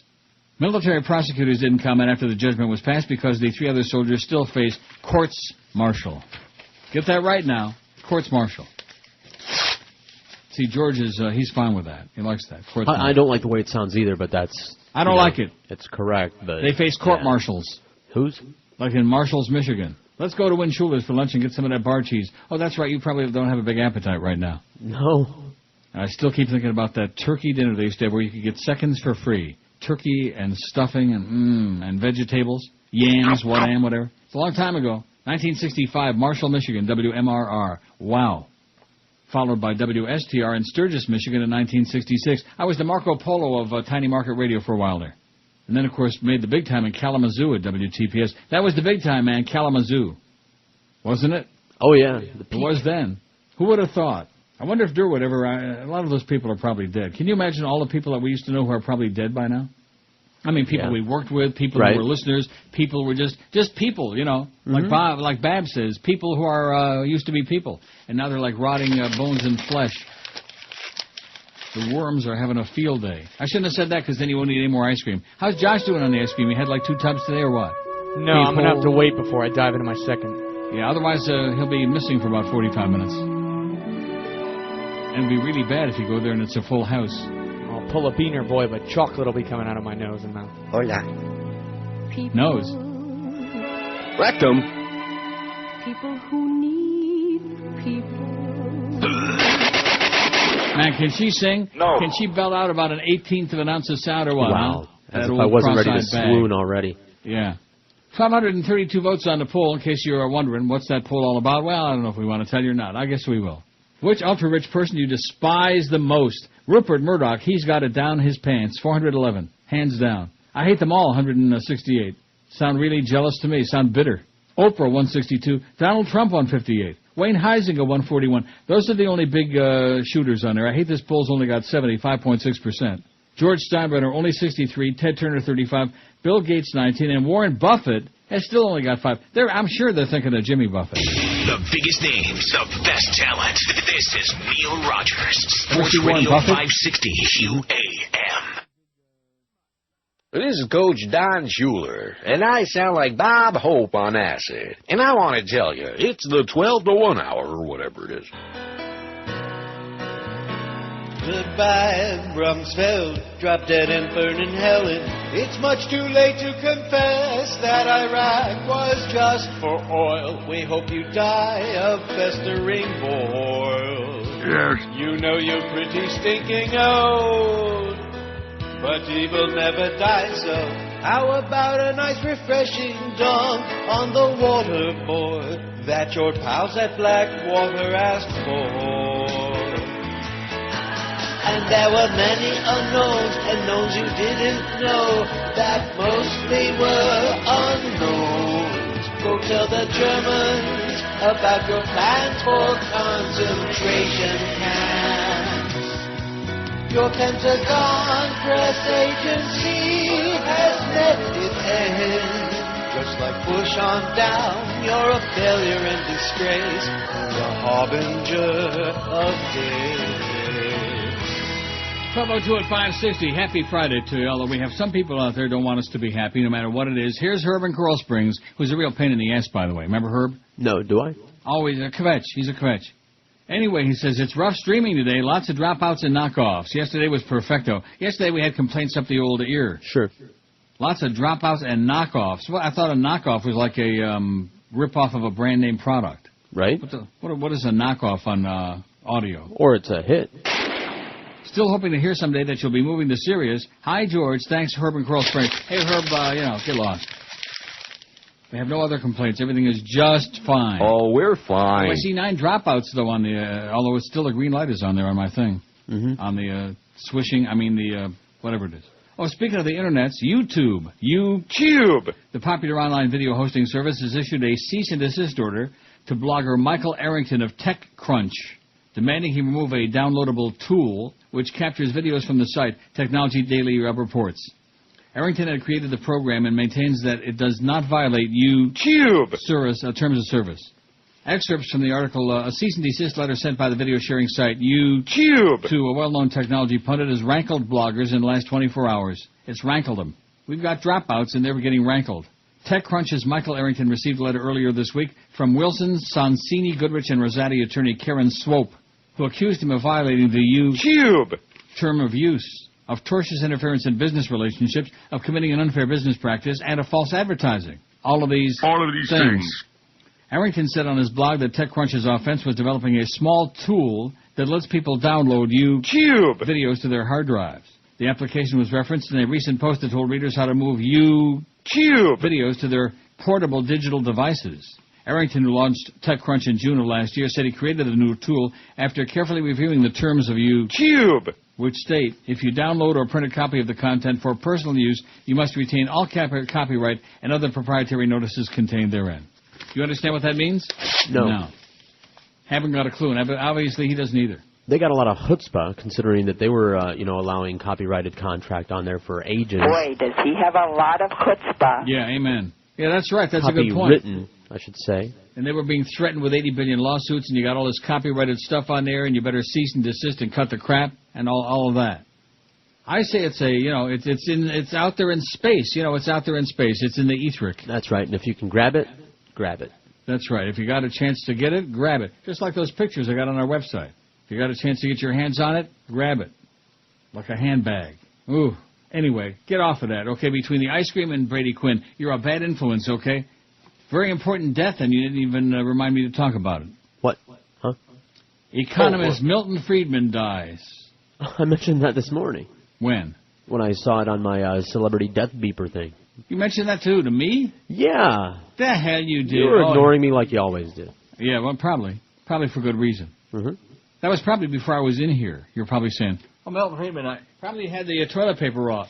I was making a joke because I'd never heard of it. It was like 93 or something. 94. Oh. More than old enough. 94. Good God. Do you realize if I was to live to 94, how many more years that would be? About 30, man. Oh, boy, no chance. Not with all this bad blood sugars and all that ice cream and stuff. And now you got my appetite all whipped up. I'm going to go over to my neighborhood Dominion, my supermarket, and see what kind of big quarts they got, you know, or half gallons or big tubs of goopy stuff, you know, like. No, I'm not. Sounds good, though, doesn't it? Yeah, it does. Although right now a cot sounds good. Milton Friedman, Nobel Prize-winning economist who championed individual freedom, influenced the economic policies of 3 presidents, and befriended world leaders, died yesterday. He was a mere 94. He was just a spring chicken. Got a picture of him and his wife Rose in their San Francisco apartment in October. Looks to me like she beat him by about 10 years, but he's still grabbing onto her. Good God. Woo! He don't look too bad in that picture, although now he probably don't look quite as good. He died in San Francisco, said Robert Fanger, a spokesman for the Milton and Rose Friedman Foundation in Indianapolis. He didn't know the cause of death. Indianapolis, what a glacier place for his foundation. Milton Friedman revived the economics of liberty when it had been all but forgotten, said former British Prime Minister Margaret Thatcher, one of the politicians and colleagues who lauded Friedman yesterday. He was an intellectual freedom fighter. Never was there a less dismal practitioner of a dismal science. In numerous books, a Newsweek magazine column, and a PBS show, Friedman championed individual freedom in economics and politics. The longtime University of Chicago professor pioneered a school of thought that became known as the Chicago School of Economics. His work is still widely influential in the business world, academia, and politics. His theory of monetarism was adopted in part by the Nixon, Ford, and Reagan administrations. It opposed the traditional Keynesian economics that dominated U.S. policy since the New Deal. He was a member of Reagan's Economic Policy Advisory Board. I wonder if we still have that bit, the Ronnie Reaganomics Supply-Side Economics blues, by that country singing guy, which I can't think of his name right now. What the was his name? Remember he called in that one day? He called in on the air that day, that political guy. Back from the INZ days. Boy, those were the days, man. Had a good time in those days. Where'd you get that? From the DCS. That means you have it too. It's under Ronnie Reagan. What's that under? Supply-Side Blues. Get out of here. I had to shorten it so that it would fit in the little, title bar there. Supply-Side Blues, my ass. Yeah. I don't have that in here. Sure you do. I know I do not. How could you not? I sure as hell didn't put this in here recently. I don't got it. I want that. Well, tell me on Monday and I'll feed it up to you. Frank X. Locato, that's his name. Very good. He called in that one day. Remember, he sounded like he's about 100 years old?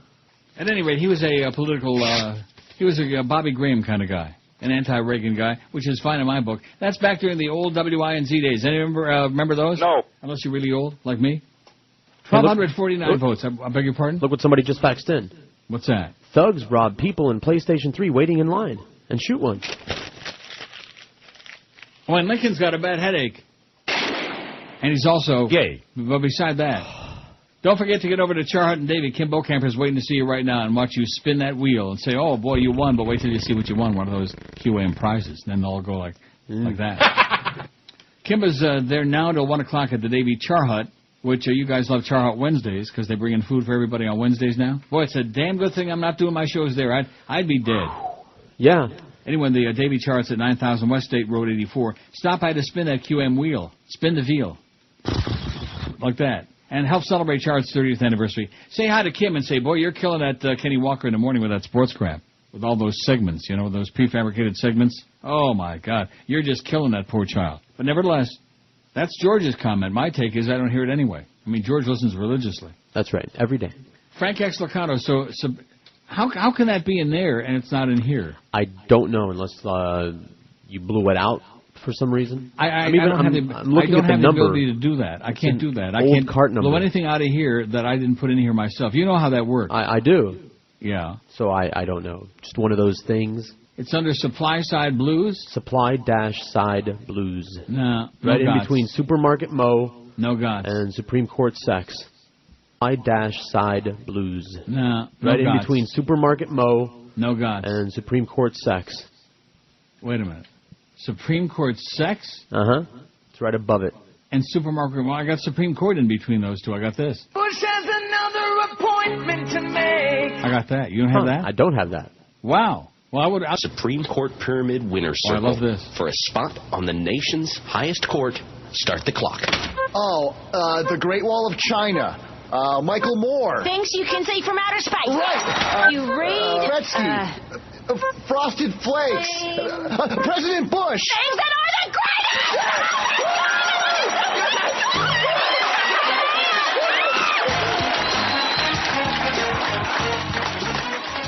The biggest names, the best talent. This is Neil Rogers, Sports Radio 560 QAM. The biggest names, the best talent, and Miami Hurricanes football. Throwing far sideline, got a man. Ryan Moore for the touchdown. Oh my God.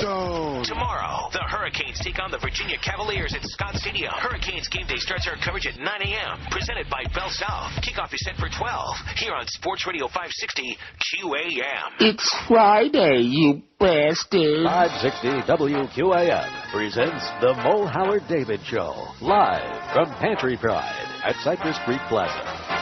Oh, yeah, Mo Howard and David here at Pantry Pride with my trained monkey, Geldity.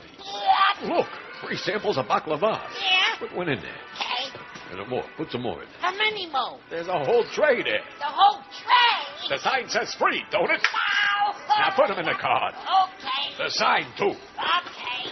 Now, where's the roasted peppers? I don't know. Never anyone around you. Oh, mister. Yes? Oh, it's you. Where can I find the roasted peppers? Ooh.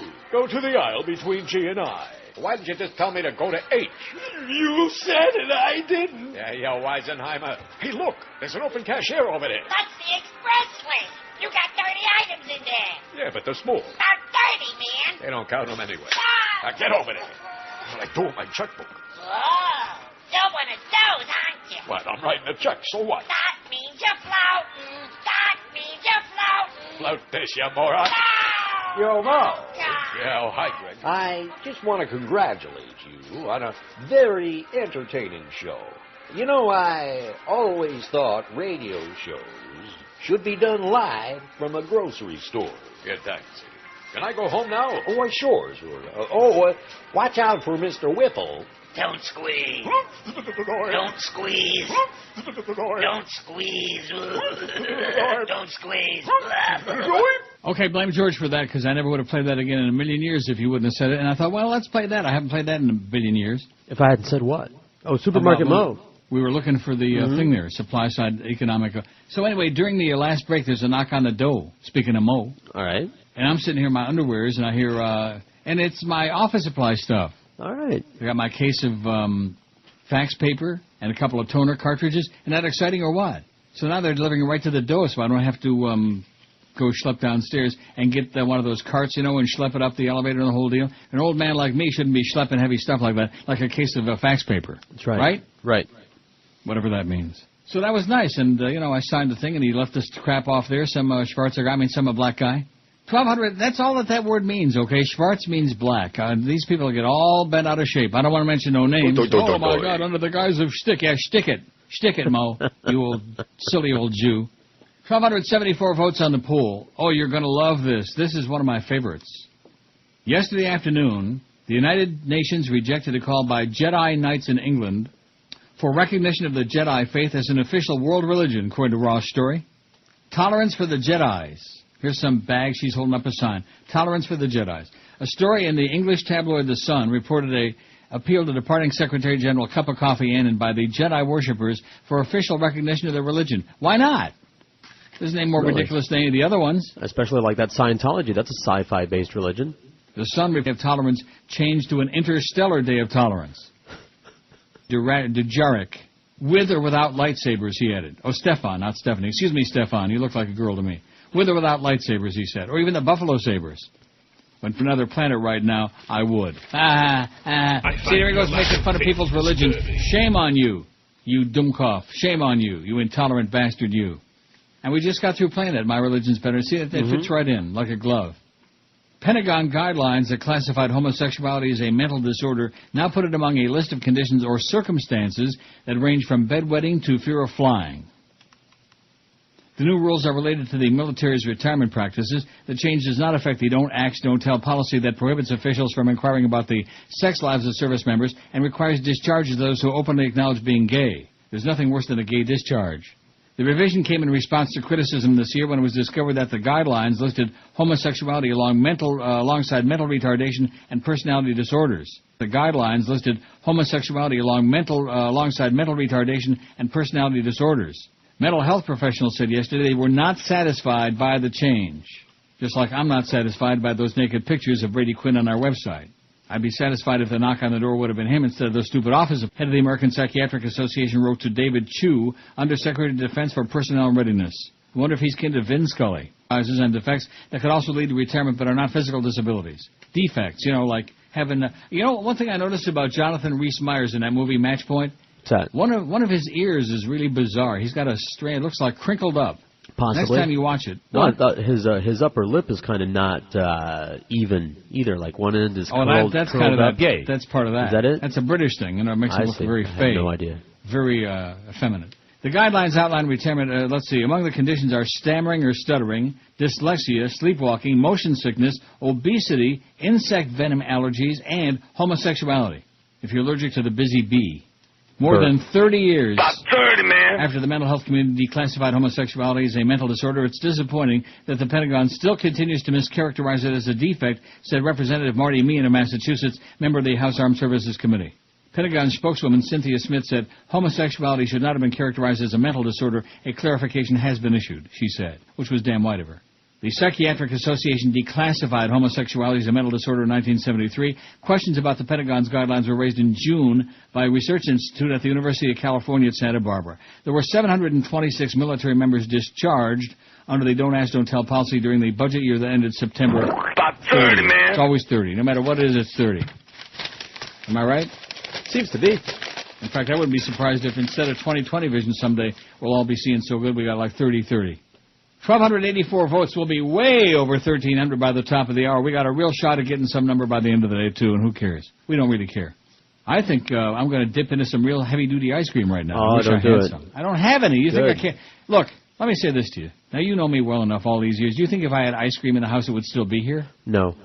I'm not one of those people that can go to the market and stock up on a bunch of stuff that I'm addicted to and put it in the refrigerator, in the cupboard, in the freezer, and just let it sit there. No. Not possible. You're going to binge on it. Impossible, baby. That's it. Binge my ass. No, I'm sure. I'm not going to binge on it. Well, here's the story about Tommy Thompson, the cheesehead. Yeah.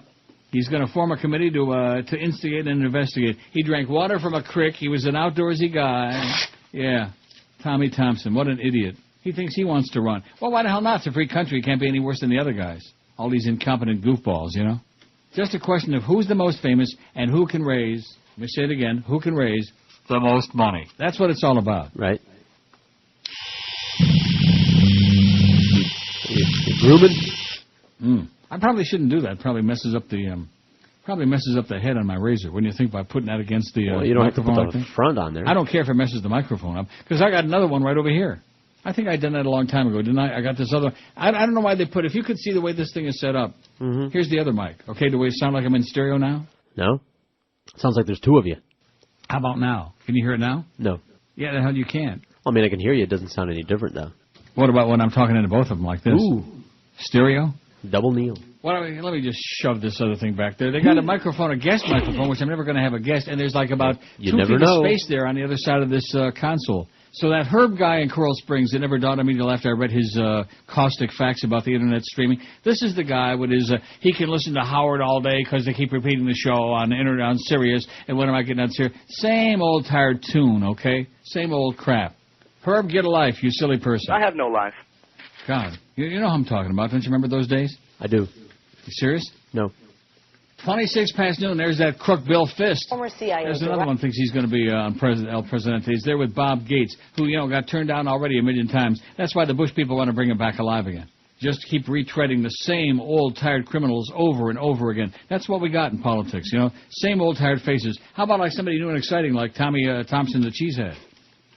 The legendary Jackson's Ice Cream Parlor, which has brought in all kinds of goodies for Josh and George today, which they're both ready to just puke their guts out because they ate way too much. But it's good stuff, man. There's nothing like it. And Jackson's in Dania Beach is celebrating their 50th anniversary with an extravaganza this Saturday night. Sounds like tomorrow to me. And George says he's threatening to go there. I think I will. Go there and say, oh, there's that little George. There's Georgie Porgy. Hop up some more freebies. They've been operating, let me say it again, they've been around, what am I talking about? They've been around at Jackson's for 50 years because their ice cream is just that damn good. And they don't just give you ice cream, they have all these wild concoctions. All kinds of great, unique flavors. Sundays, their famous kitchen sink so big that unless you're a gigantic cow like me, you won't be able to finish it. I dare you to bring me a container of any size of ice cream and say, there, you can't finish it. Likely story. Want to bet? I'm not going to take that bet. Come out to Jackson's tomorrow night from 7 till 10 for a great family event and help raise money for the Pediatric Emergency Department at Joe DiMaggio Hospital. Enjoy music and video retrospective. There'll be a silent auction, a raffle, and the first annual National Deli Hot Dog Eating Contest with those big footlongs. Jam a bunch of those down your puss.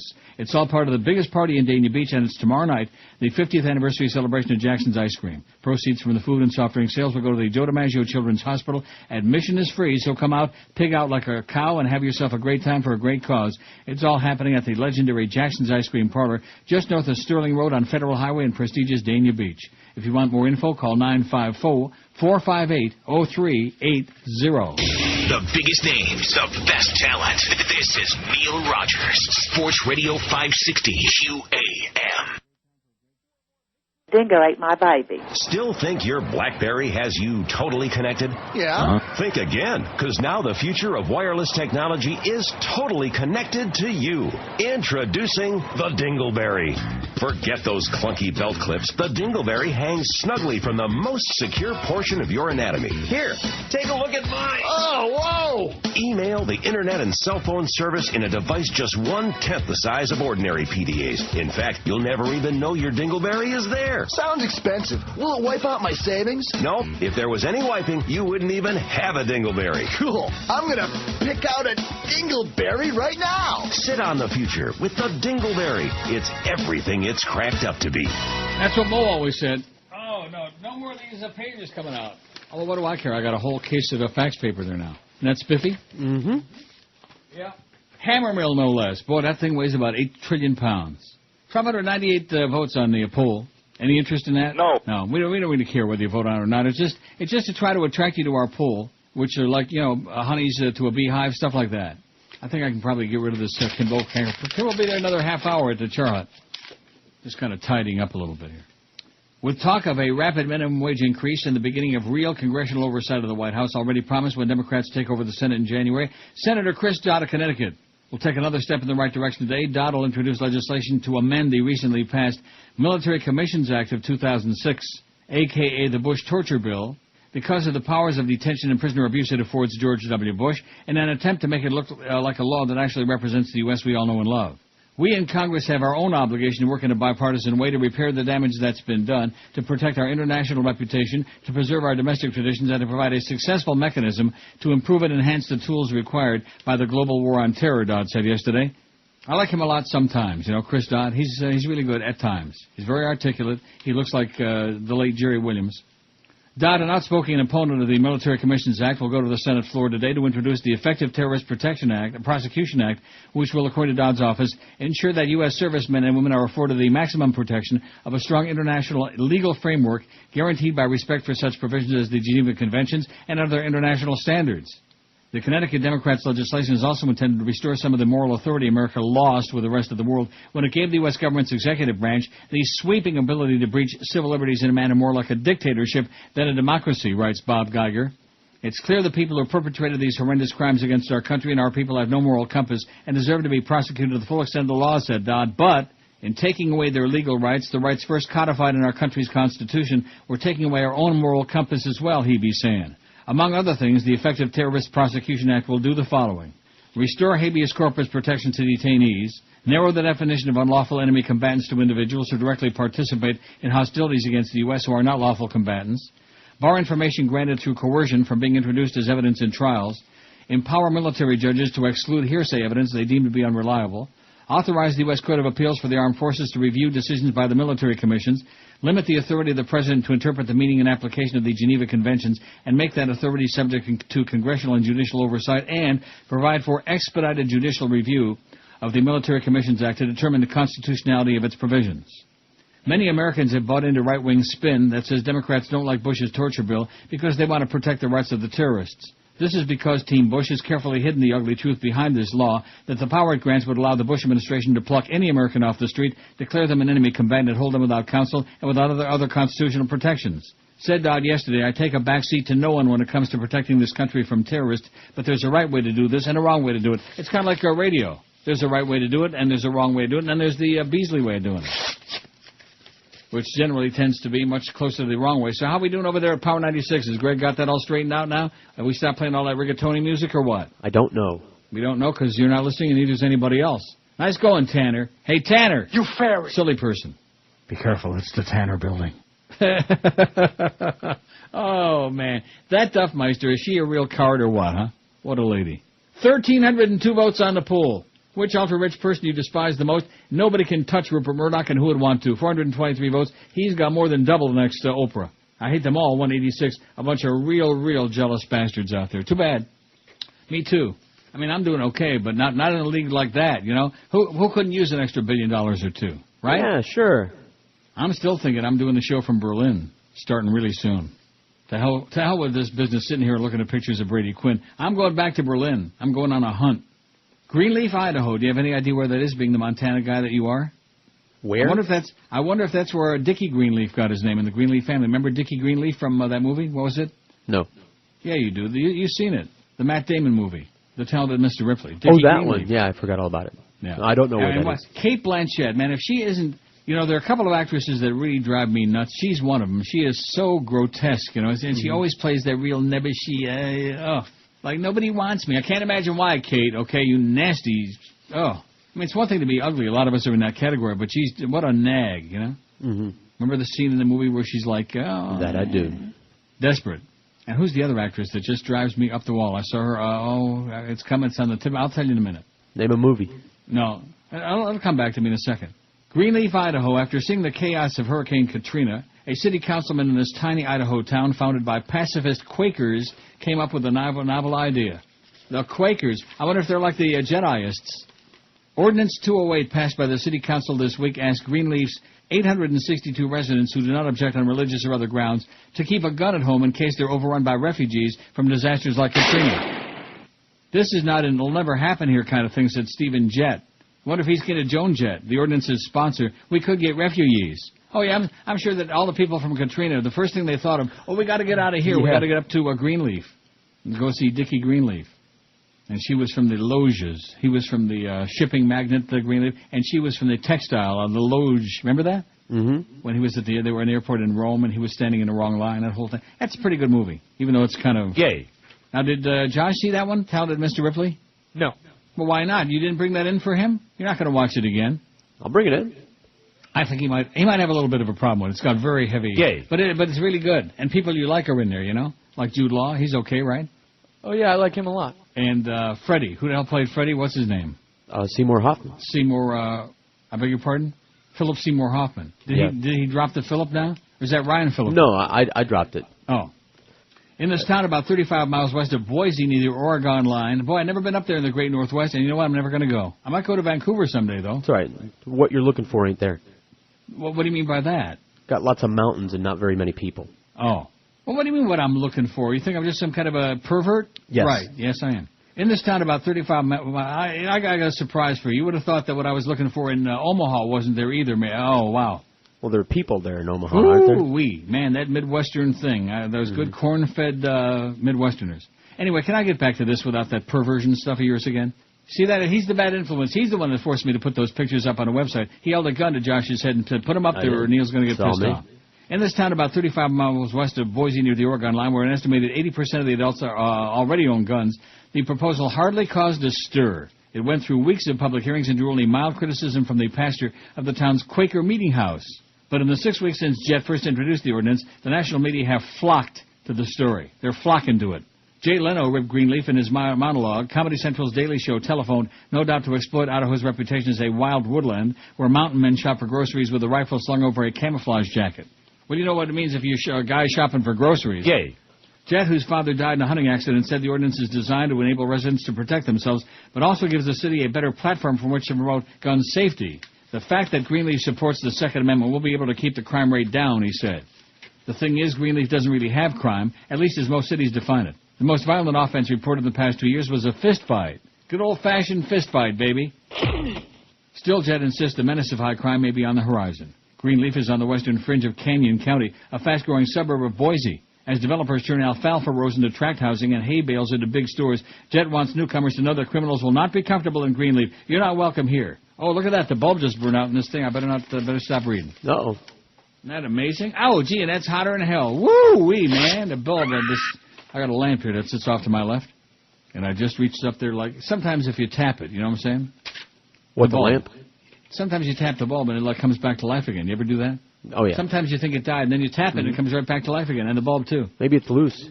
No, it's not loose. It's not loose. It's done. It's had it. I'm going to get a new one and stick it in there during the break. Just relax. I got everything under control, man.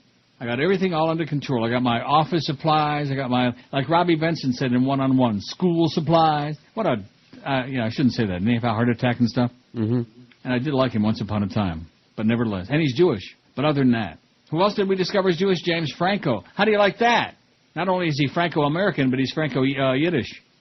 Speaking of Jewish food, don't forget it's Lobster Fest every Friday through Sunday at the Emerald Coast. The best Chinese buffet in all of South Florida. Boy, there's a lot of imitators out there, but nobody like the Emerald Coast. 3 locations for you. They're in Sunrise, Pembroke Pines, and Sunny Isles. And at the Emerald Coast, you'll find over 100 different items featured on their fantastic, amazing buffet. You talk about pigging out. That's the specialty there. 6 gourmet soups. New York steak, juicy and delicious, grilled to order just the way you love it. Hand-carved prime rib. Sushi, traditional Asian dishes, zillions of them. And they've got a salad bar and even a bar. Well, you're a little slow today. Must be the ice cream. And don't forget, speaking of that, the dessert bar at the Emerald Coast is spectacular. Weekends feature the 40-inch mouth-watering chocolate fountain. You can hand-dip strawberries, all your fruits, marshmallows, cheesecake, and other decadent treats, and loads of milk chocolate for dessert. Just shove them in there. A perfect way to end a really big and enjoyable feast at the Emerald Coast. And don't forget, no crap, no MSG, no cornstarch, no garbage. They use only the most healthy, the best ingredients, including cholesterol-free canola oil. And right now, when you go into the Emerald Coast, there's a party of 4. Ask for the Neil deal, which will save you $5.60 off your total check with 4 paying adults. The Neil deal. Emerald Coast open for lunch and dinner every day. Call for reservations 954-572-3822. 954-572-3822. Don't forget, every day at the Emerald Coast is a Neil Deal Day, and every Friday through Sunday it's Lobster Fest, only at the Emerald Coast Chinese Buffet. The biggest names, the best talent. This is Neil Rogers, Sports Radio 560 QAM. It's Fatwa Friday, you bastards. Tonight, the concert that's gonna rock the foundation of America and blow the roof off. If you can only see one show this year, see the show that explodes in your face. The rage, the pain, the power of the diva, Barbara Streisand. You wanted the best, you got the best. One night of balls to the wall, fire-breathing, bone-crushing sound, ripping through your head like a shotgun blast. It can only be one woman, Barbara. You don't bring me flowers. Don't miss the concert that Marilyn Manson calls a nightmare of sight and sound. Barbara Streisand. No bottles, cans, or coolers, please. Small children will not be admitted. 12:47. I bet the Mad Dog may have to take his show off today. Have somebody, maybe Curtis, come in and fill in. Former Michigan football coach for about 100 years, Bo Schembechler, died after collapsing during a filming of a show before the big Ohio State Michigan showdown, according to Detroit TV stations. And there'll be more on that. It just came in like seconds ago. Aren't you like crestfallen? It's a sports thing, man. Bo Schembechler, who dead.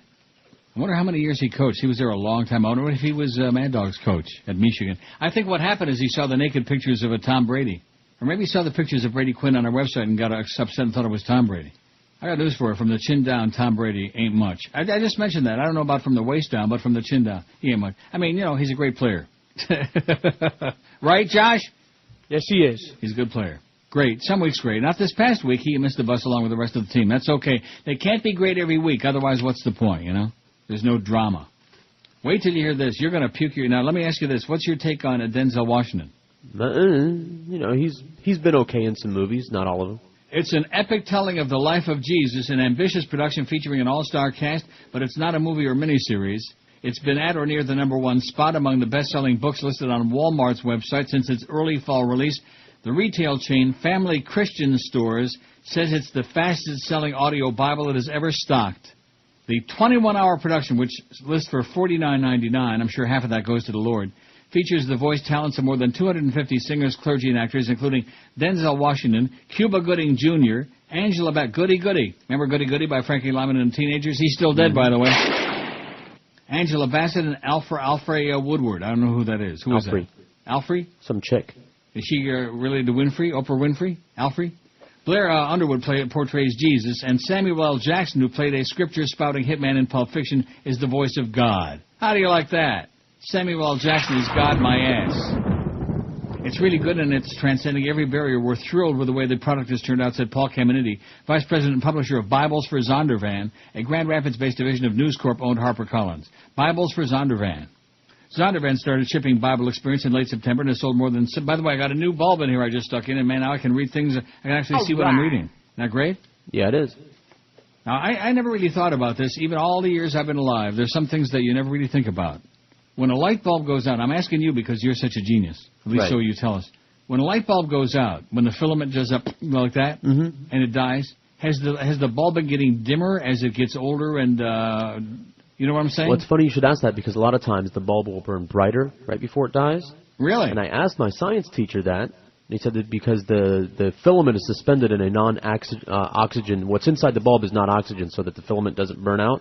But when the bulb gets a crack in it, then the oxygen seeps in, so then the filament starts to burn, and therefore it burns brighter, and then it burns up, and then it goes out. And that's a lot of times what happens. That doesn't answer my question. That's not so, even close. Barring that's fairly interesting. I mean, moderately, not tremendously. Right, but what I'm saying is the bulb is getting older, and it's been there for like a long, long time, which I don't think I ever replaced that. So that's been there for like 5 years, you know? That might have been a dim bulb to begin with. It was dim. Zondervan started, speaking of things that are dim, Bible Experience in late September sold more than 70,000 units, Caminiti said. I wonder if he's kin to Ken Caminiti, who croaked, who used to play for the Astros. Who? Didn't he croak, Josh? Yes, he did. It's those roids. He had bad roids. By the way, he coached at Michigan from 69 to 89, Schembechler. Well, then he was Mad Dog's coach, because Mad Dog was on the 72 Dolphins, so you would think that he was playing for Michigan like, around 70-ish, wouldn't you? You would think. Yeah, I'm sure he was pretty tight with Coach Bo, and he's going to be there. There's something right there for him to spend a long time on. And, of course, this week we got the big Ohio State-Michigan game coming up for number 1, right? Yes. Now, let's see, who am I rooting for in that game? I think Michigan's got another pretty good-looking quarterback. What are you laughing about? I have no interest in either one of those schools. I hate them like poison, both of them. I mean, if I can root for Notre Dame because Brady Quinn is playing, then I can root for Michigan. When Tom Brady won and pulled out that, was it the Rose Bowl against somebody, UCLA, whoever the hell it was? Wasn't that his last college game? I don't remember. Rose Bowl comeback? They scored about a zillion points. Brady was on fire, baby. He was hotter than a firecracker. Anyway, by comparison, Zondervan, which publishes the 5 best-selling audio Bibles in the U.S., sells about 60,000 units each year of its longtime top seller, the New International Version Audio Bible. So for those of you people that want to hear Bubble Micey's bobbled in your ear, there you go, the Audio Bible. Bubble Micey's? Bible Micey's. 1,334 votes we got. Not too shabby, if you ask me. On a Friday is generally the weakest day of the week. I don't know why that is. Is that people go away for the weekend or something? That's right. They're starting their weekend early. And, of course, now that we have Thanksgiving next Thursday, and George will be on vacation all next week. Now, what are we going to do? We're going to have Miguel in there next week and Josh sitting in that room? Okay. Well, I mean, that's fine with me. Nobody has said nothing to me about it. Not that it's... Well, yeah, I know I'm going to be here through Wednesday. You're going to be what? I'm going to be here through Wednesday. Well, not Thursday. You're not going to be there because we don't have a show on Thursday. No, don't tell me you're not going to be there Friday. That is correct, sir. What? I'm not going to be here Friday. Well, George ain't going to be there Friday. George is on vacation. Right. And you're not going to be there Friday. Miguel's going to be in here. I'll be on. I won't be in there, but I'll be on. I'll be here. They'll get somebody. You and Miguel, man. For 4 hours? All Castro, all day. Oh, no. You got to be kidding me. I mean, I like Miguel. He's, good people, but nevertheless, he is as boring as just... He's just got nothing to say about anything. Plus, he hates this show I do now. He wasn't that crazy about it before. Ay, Dios mío, esos carros. Yeah, let's just keep going. Ay, Dios mío, esos carros. Ay, Dios mío, esos carros. Ay, Dios mío, esos carros. Ay, Dios mío, esos carros. Increíble, increíble, increíble. That's what you're going to be hearing on Friday. Not today. Although we should have started today. It's really interesting to me. Nobody has said anything to me, or I'm sure to you either, about what the hell the deal is, right? Am I right about that? Right. to go. We're like stepchildren on this station, okay? Always. Okay, Joe, we're like stepchildren. Your program director, not that we want him to interfere, maybe just help out a little bit would be good. Maybe like plan ahead for what the hell we're going to stick on the air here. Maybe I'll ask him to come in. Who's that? Clarence. Yeah, well, I won't be here then. Or Joe Bell. He could run the board. Joe can run the board and Clarence can do the show. That sounds like a real wiener to me. Sounds like a plan by the man. Good golly, Miss Molly. It's just amazing to me how schlocky we're getting. It's like, we don't want to be associated with you. You guys don't have a sports show. You don't talk enough about sports just because you got naked jocks on your website. We don't care about that. In fact, if you want to get some more response on that QM website, Josh, since you're working so feverishly to try to improve it, put those Brady Quinn pictures on there, because most of the people that watch sports websites are, you know, I'm telling you, you get. We have had. I don't know what. Can it be anything else? It's not that they're reading 80s into those bedtime stories. Oh, you know that's what it is. They're not. I'm looking at the stats right now. It's like okay, it's not great, but it's mediocre. And it's not like they're listening online because we have the usual the usual assortment of people online about the same we always do. In spite of the fact that it sounds so much better because we got the increased bandwidth. In spite of Herb and Coral Springs bitching and moaning. When are you going to be on Sirius? When are you going to go away, Herb? You bug me. You're whining. You're annoying. The only change we had, and all of a sudden yesterday afternoon and today we got so many more people on at NeilRogers.com, and that's because even the straight guys out there, they want to see what Brady Quinn's got, what he brings to the table.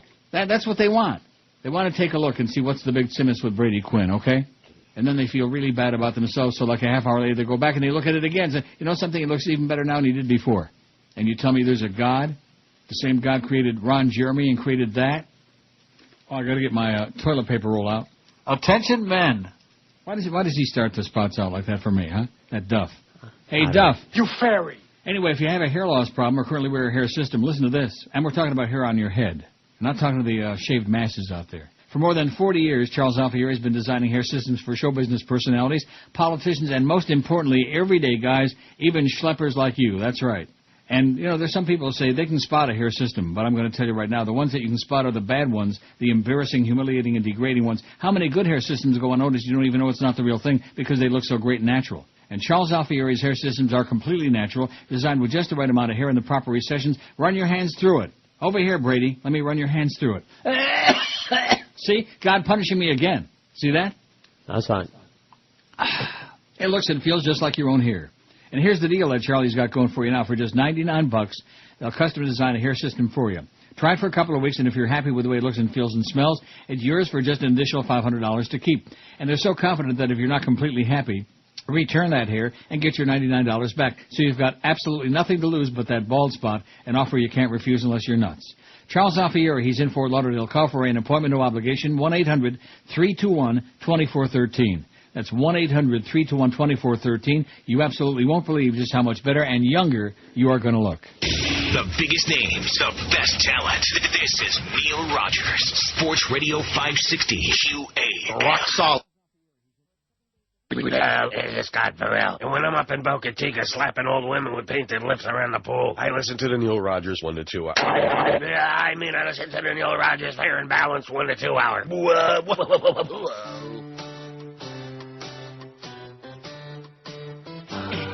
It's been brought to my attention that your ratings are dying now. Well, that ought to show you what a big asset I was to you, and how. Rectum. You thought you could find somebody good enough to fill my baggy pants? It ain't easy. There ain't no chance I'll ever be coming back. Outside of considering a lucrative contract. If you want to know what'll save you from shutting that transmitter down, why, that's easy. Sure. All you need is Mo. All you need is Mo. All you need is a show that don't blow. These are old time slots only got you to thank. Despite that, my ratings have bottomed out in the tank.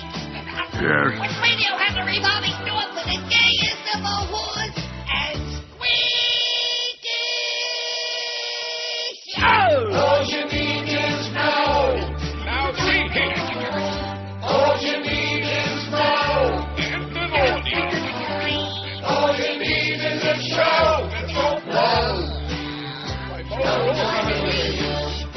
Neil, by the way, something. Yeah? Jack told me to give you this. What? This here. What are you going to do, fire me, huh? Like old times. 102 at 560 WQAM. You know, I turned on that Panther game last night on the package, and there was Geldy doing it on TV, and I turned it off real quick. I thought, oh, that voice, you know? Mm-hmm. It was like fingernails scratching on my ass coming right through my expensive TV set. I shut it right off. 1,351 votes on the poll, so here's the very sketchy detail. We're going to say here the details, very sketchy. Bo Schembechler, the winningest coach in Michigan football history, died today after collapsing during a taping of a TV show. According to 3 Detroit TV stations, he was 77.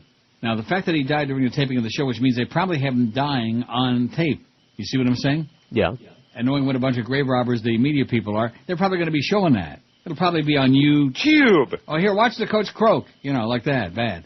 Schembechler's death was reported by WXYZ, WDIV, and WJBK, which didn't cite sources. He died a day before the second-ranked Wolverines were scheduled to meet #1 Ohio State in the latest installment of the century-old rivalry. And here's a picture of old Bo. Don't look a day over 100. 77. Could pass for 100 easy. Not one of my favorite people, but then again, of course, I went to Michigan State for about 5 minutes, and he was and of course, our coach, Duffy Doherty, 2 yards in a cloud of dust. Not my favorite coaches. And then, of course, there was always Woody Hayes, a real a-hole. What is it about these college coaches, Josh, that most of them are such a-holes? Like Joe Pa, you know, Bobby Bowden. You just talking about the geezers, or? Well, the guys who have been the empire builders, the ones that were around for a long, long time. Most of them are a-holes. Maybe because they take themselves so seriously, you know. It's like other sports-type people who take it all very seriously, as opposed to having, like, any sense of humor about it. 1,357 votes on the poll. Our goal is to get to 14 today. On a Friday, that would be a real feather in your crab. And speaking of crab, man, George is going to be a busy beaver the rest of the day, I'll tell you that. Well, Josh already got the jump on me. Did he? You're just lucky you weren't talking to him, what was it, like a half hour ago? What did I tell you? I knew it. The mad rush to flush. But at least it's something we don't do all the time, you know. I remember those Zeta days and the INZ days. I remember, how about the IOD days? Good. Did we have food coming to that place or what? Yeah. That was insane. Now, I'm trying to think of the Paxon. How long did that go on? A year.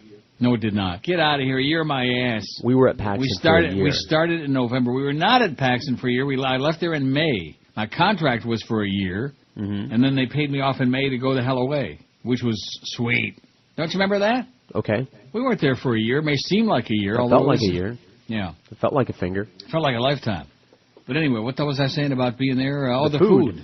Now, wasn't that the place where of course, the engineer was a real a-hole there? What was his name? Oh, I know what it was. Mm-hmm. The engineer's name was Roy. Right? Right. And he was a jerk, and he made us get rid of all those carts. Right. Oh, we don't do carts at Paxon. We don't do, yeah. Although I will say this for him, you know. Whatever we needed, remember we needed the DCS? Mm-hmm. Whatever piece of equipment we needed, no matter how much it was, go out and get it, order it, you know, because he had the big bucks, you know, loaded with his swimming in money. A man with no talent whatsoever who just talk about Mazel Man. They were Buddy Bud Paxon. So he didn't spare any expense. And, of course, he built us those beautiful studios. You remember that? Oh, yeah. Palatial. You could eat off the floor. But speaking of that, didn't they not allow us to have food in there? Now we had food. We'd never worked on a show where we didn't have food in. Exactly. Everyone makes an attempt to keep you from getting food No food allowed in the studio, and then, of course, we do whatever the hell we want. No smoking allowed in the studio, and then I used to light up them stogies all the time before I gave them up because I didn't want to kill myself. Remember that crap? Mm-hmm. Oh, Neil's smoking a big fat stogie in there, and George is smoking a big fat one, too, but not a cigar, you know. Well, too freaking bad, okay? Mind your own business. There's nothing worse than working for militant a-holes who don't know their ass. And in addition to which, when you're what they got, you know what I'm saying? When you're the franchise? Right. When you're what they got, they should pick you up in a limo every day. Both of you guys. Pick you up in a limo, and they should pick my ass up in a limo and bring me from my bedroom into this studio every day. Wasn't I? Now, see, it goes to show you, I should probably get in the cab at 2. I won't do it. I'm not going to go out there again today and risk my luck. When you go too often and you press your luck, that's when you lose your ass. But it must be a lucky Friday, wouldn't you think? That the delivery guy came knocking on the door when right in the beginning of a break. I didn't have to, rush. Like, oh, gee, I think the break's in there. Like, he didn't have any idea what's going on. Plus, I had to put my shorts on and my shirt. I'm not going to go naked to the door for some delivery guy, especially one that looks like that. You should get, like, a camera or something. A camera for what? See what the delivery guy looks like? Sure, before you make up your mind. Details on House races in which the outcome remains undecided or the candidate may seek a recount as of right now. It's just amazing. Here it is. When was the election? A week ago Tuesday? Or 2 weeks ago? 14th, a week ago. New Mexico, 1st District, Republican Representative Heather Wilson, led Democrat Patricia Madrid by fewer than 1,500 votes on more than 200,000 cast. Officials disqualified 845 ballots Wednesday, leaving about 2,500 to be counted. North Carolina, 8th District, Representative Robin Hayes, a Republican, led Democrat Larry Kissel by about 450 votes. About 1,500 provisional ballots remain to be counted. Final results expected maybe today. Maybe, and who knows? They're making them up. Ohio, 2nd District, Representative Gene Schmidt, a Republican who called decorated Vietnam veteran Representative John Murtha a coward, was ahead of Democrat Victoria Woolson by about 2,800 votes. Workers will begin counting provisional and absentee ballots next week. They're going to start counting them next week. In Ohio's 15th District, Representative Deborah Price, a member of the House Republican leadership, leads Democratic Mary Jo Kilroy by about 3,500. Thousands of provisional ballots will be counted beginning on Sunday, a day later than normal, in deference to the Ohio State-Michigan football game tomorrow. I know we talked about that before, and I don't understand. What's counting the votes got to do with some stupid-ass football game? No wonder Bo Schembechler died. Now, can't you see the emotional lift that it's going to give Michigan now in a game tomorrow, Josh? Don't you think so? That's right. They're playing for their old coach. They're playing for Bo, baby. Going to lift them up and kick some serious ass. Or maybe not. Wyoming 1st District, Republican Representative Barbara Cuban was certified Wednesday as the winner over Democrat Gary Trauner by 1,012 votes. Trauner held out the possibility of seeking a recount. Here's the one that just frosts my ass. Representative William Jefferson, Democrat of Louisiana, the guy that had the cold cash, the subject of an FBI bribery investigation, the guy who had 90 grand cash in his freezer, is facing fellow Democrat Karen Carter in a December 9th runoff. And Representative Henry Bonilla, Republican of Texas, faced Democratic Representative former Ciro Rodriguez, whose name ends in Z, in a yet unscheduled runoff to happen no sooner than December 12th. And in Florida, a first recount was completed Tuesday in the contest for the seat of unctuous Katherine Harris. The Associated Press declared a winner in that race. Republican Vern Buchanan leads Democrat Christine Jennings by about 400 votes, or less than 0.02%. 0.02%. Kind of 0.02, we know programs that got numbers like that. Don't we? Oh, I'm sorry, I was listening to something else. Well, what is this? What kind of a faggy thing is it? Oh, it's from Tracy, isn't it? Yes. Oh, so it's from some queen. She's not a fag. She says, forget Brady Quinn. If you haven't seen the Swiss World Cup commercial, check it out. It says, I get the lovely boy moving the hay around. And then she's got a website. I may have to check that out at 2 o'clock. I haven't seen the Ice Storm. Oh, that Sigourney Weaver is brilliant in the Ice Storm. I love Sigourney Weaver. And that's not a bad movie.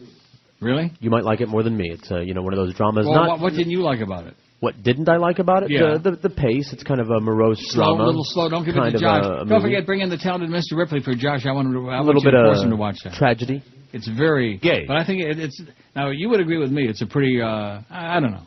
Doesn't move slowly, I wouldn't say. No, Mr. Ripley, does it? No, it's good. I don't know. I mean, I've seen it about 4 times, and it's okay. 1366, Matt Damon shows way too much tooth in it, but he always shows too much tooth. He's a little toothy kind of a guy. In fact, you notice the scene there. You notice the ripoff they did in that movie of Fatal Attraction? Remember when Glenn Close had the razor, and she had the bathrobe on, and she was cutting herself on the leg? Mm-hmm. Kind of like subconsciously, like because she was crazier in a bed bug. In Mr. Ripley, Matt Damon does the same thing with a razor blade. Remember that? Uh-huh. He had the blade in his pocket, and then the blood is like spurting, and she's like, fat, like that, fat, Maybe just in looking at him, at Tom Ripley, believe it or not. That is a good movie. I like it. I love the scene where the guy who was in Magnolia, the TV anchor guy, the quiz show guy, he's a great actor. I have no idea what his name is, though. He was good, and we keep forgetting. He plays the family attorney there, the investigator that they hire there, the Greenleafs, and he has that scene with Matt Damon on the balcony, and you think he's going to, chew him out and, and the whole deal, because, well, I'm not going to ruin the movie. And it come to find out that he inherited all that money, that Mr. Greenleaf took a great liking to him. Talk about I'd rather be lucky than good, huh? Right. That's the line from Match Point, by the way, if you haven't seen it. I'd rather be lucky than good. And he turns out to be pretty lucky, I would say, in more respects than one. In more respects than one, okay? That's right. When you come right down to it. He hit the jackpot. Because I will say this much, and it rarely happens in those movies, she was a lot prettier than he was, okay? Yeah. She's prettier than just about anything. Than just about anything, even Brady Quinn. Well, now we got a battle on our hands. No, we don't, because we don't have to fight. That's right. I'll take her, you take him, and everybody's happy. Scarlet. The biggest names, the best talent. This is Neil Rogers, Sports Radio 560 AM. Friday, you bastard.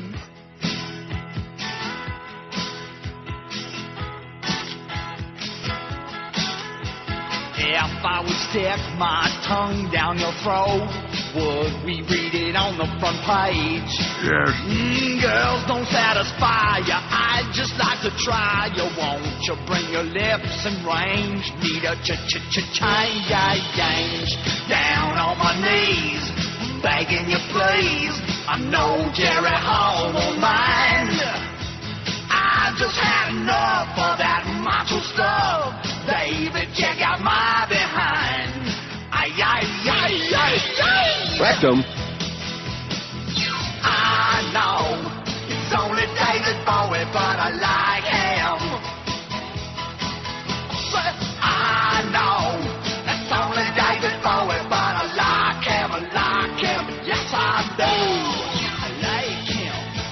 Only David Bowie, but I like him. Only David Bowie, but I like him. Only David Bowie. Yeah, can't you say that this old boy has been a long day? Yeah, I said I know that Jerry's good for show, but she's not like him. I know which horn he likes to blow when I like it. I know we were dancing in the sheets and then we liked it. I said I know. 119 at 560 WQAM. Anyway, Tracy, you're slipping, sweetheart. Tracy must be having an off week. You know, we all have those moments. I went to that lengthy website that she suggested. You notice how many got 400 letters on it? No, I didn't, but I'll look at it now. No, you don't waste your time. Okay. And I got news for you, okay? Tracy, I wouldn't touch him with your finger. He couldn't lick Brady Quinn's cheek, any of the four of them. But at any rate, whatever you like. I'm glad you're happy, Tracy. 1,376 votes. It just porks you off that you go through all the effort to go to a lengthy URL like that and type in 4,000 letters and then thinking something really great's going to happen. And like that? Good golly, Miss Molly. At any rate, in a letter addressed to Attorney General Alberto VO5 Gonzalez, soon-to-be chairman of the Senate Judiciary Committee, Patrick Leahy, I didn't read that well, soon-to-be chairman of the Senate Judiciary Committee, Patrick Leahy has requested the release of documents that outline the Bush administration's interrogation policies. They aren't wasting any time. Oh, there's the big wedding countdown in Italy. Supply and demand. Yeah, Tomcat, we don't care. Hey, don't you guys believe it now? Look, no, we don't. Hey, Tommy. You fairy. The documents, which have long been thought to exist by observers and critics of America's national security policies, were confirmed to exist as the result of a still pending Freedom of Information Act lawsuit by the ACLU. One of these documents is believed to be a companion piece to the now infamous August 2002 memorandum, which redefined torture and, as a result, broadened the range of interrogation tactics permitted in the field. The companion document, the so-called U2 document, named after legal counsel John Yoo, is believed to contain a list of actual techniques that have been approved by the Department of Justice and which therefore are legally protected interrogation methods used by intelligence operatives against suspected terrorists. A press release issued today contends that Leahy had previously requested all documents relating to the treatment of detainees from the Department of Justice, the FBI, the CIA, and the Department of Defense. These requests have turned up numerous controversial memos and reports detailing the handling of so-called enemy combatants by U.S. soldiers and intelligence officials, but the now uncovered documents were never included. According to the ACLU, the documents specify interrogation methods that the CIA may use against top al-Qaeda members. Last November, a news report surfaced detailing 6 so-called enhanced interrogation techniques. What remains unclear and what the documents requested by Leahy might reveal is what among these documents, which are illegal in the eyes of the Justice Department. You know, like the waterboarding and stuff like that.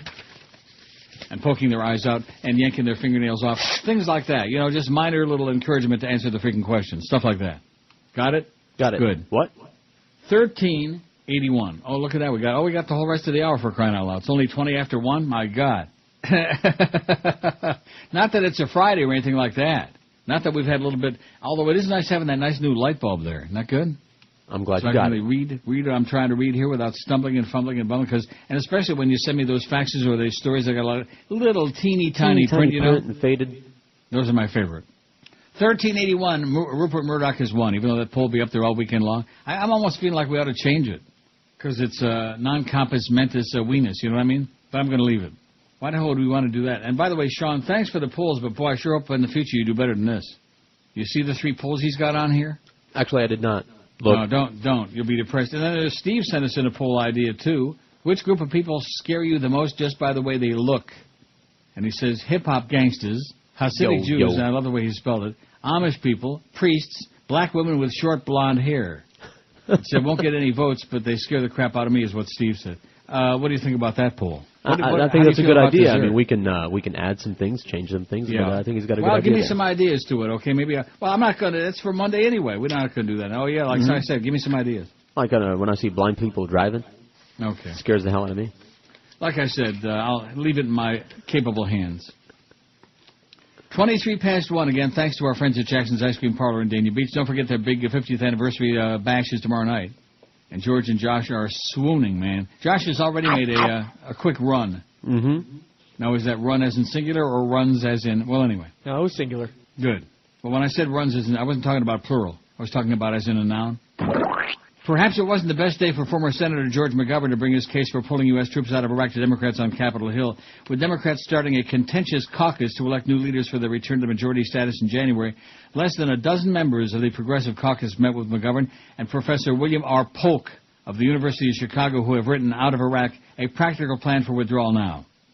I'll bet you 2/3 of the American people think that this war was a mistake, just like 95% of Americans think Vietnam was a mistake, McGovern said, invoking his own history as the Democrats' anti-war candidate who failed miserably in his 1972 bid to unseat President Nixon. Now, my memory may be bad, but it seems to me that McGovern won Massachusetts and I think he won 2 states in 72. Not good.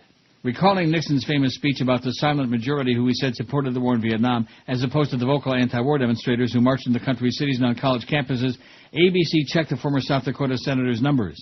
McGovern was close in summing up the disdain for Iraq, but a little further off the mark about Vietnam. In a November 5th Gallup poll, 55% called the Iraq war a mistake. Similarly, 57% in the ABC Post poll October 22nd said the war was not worth fighting.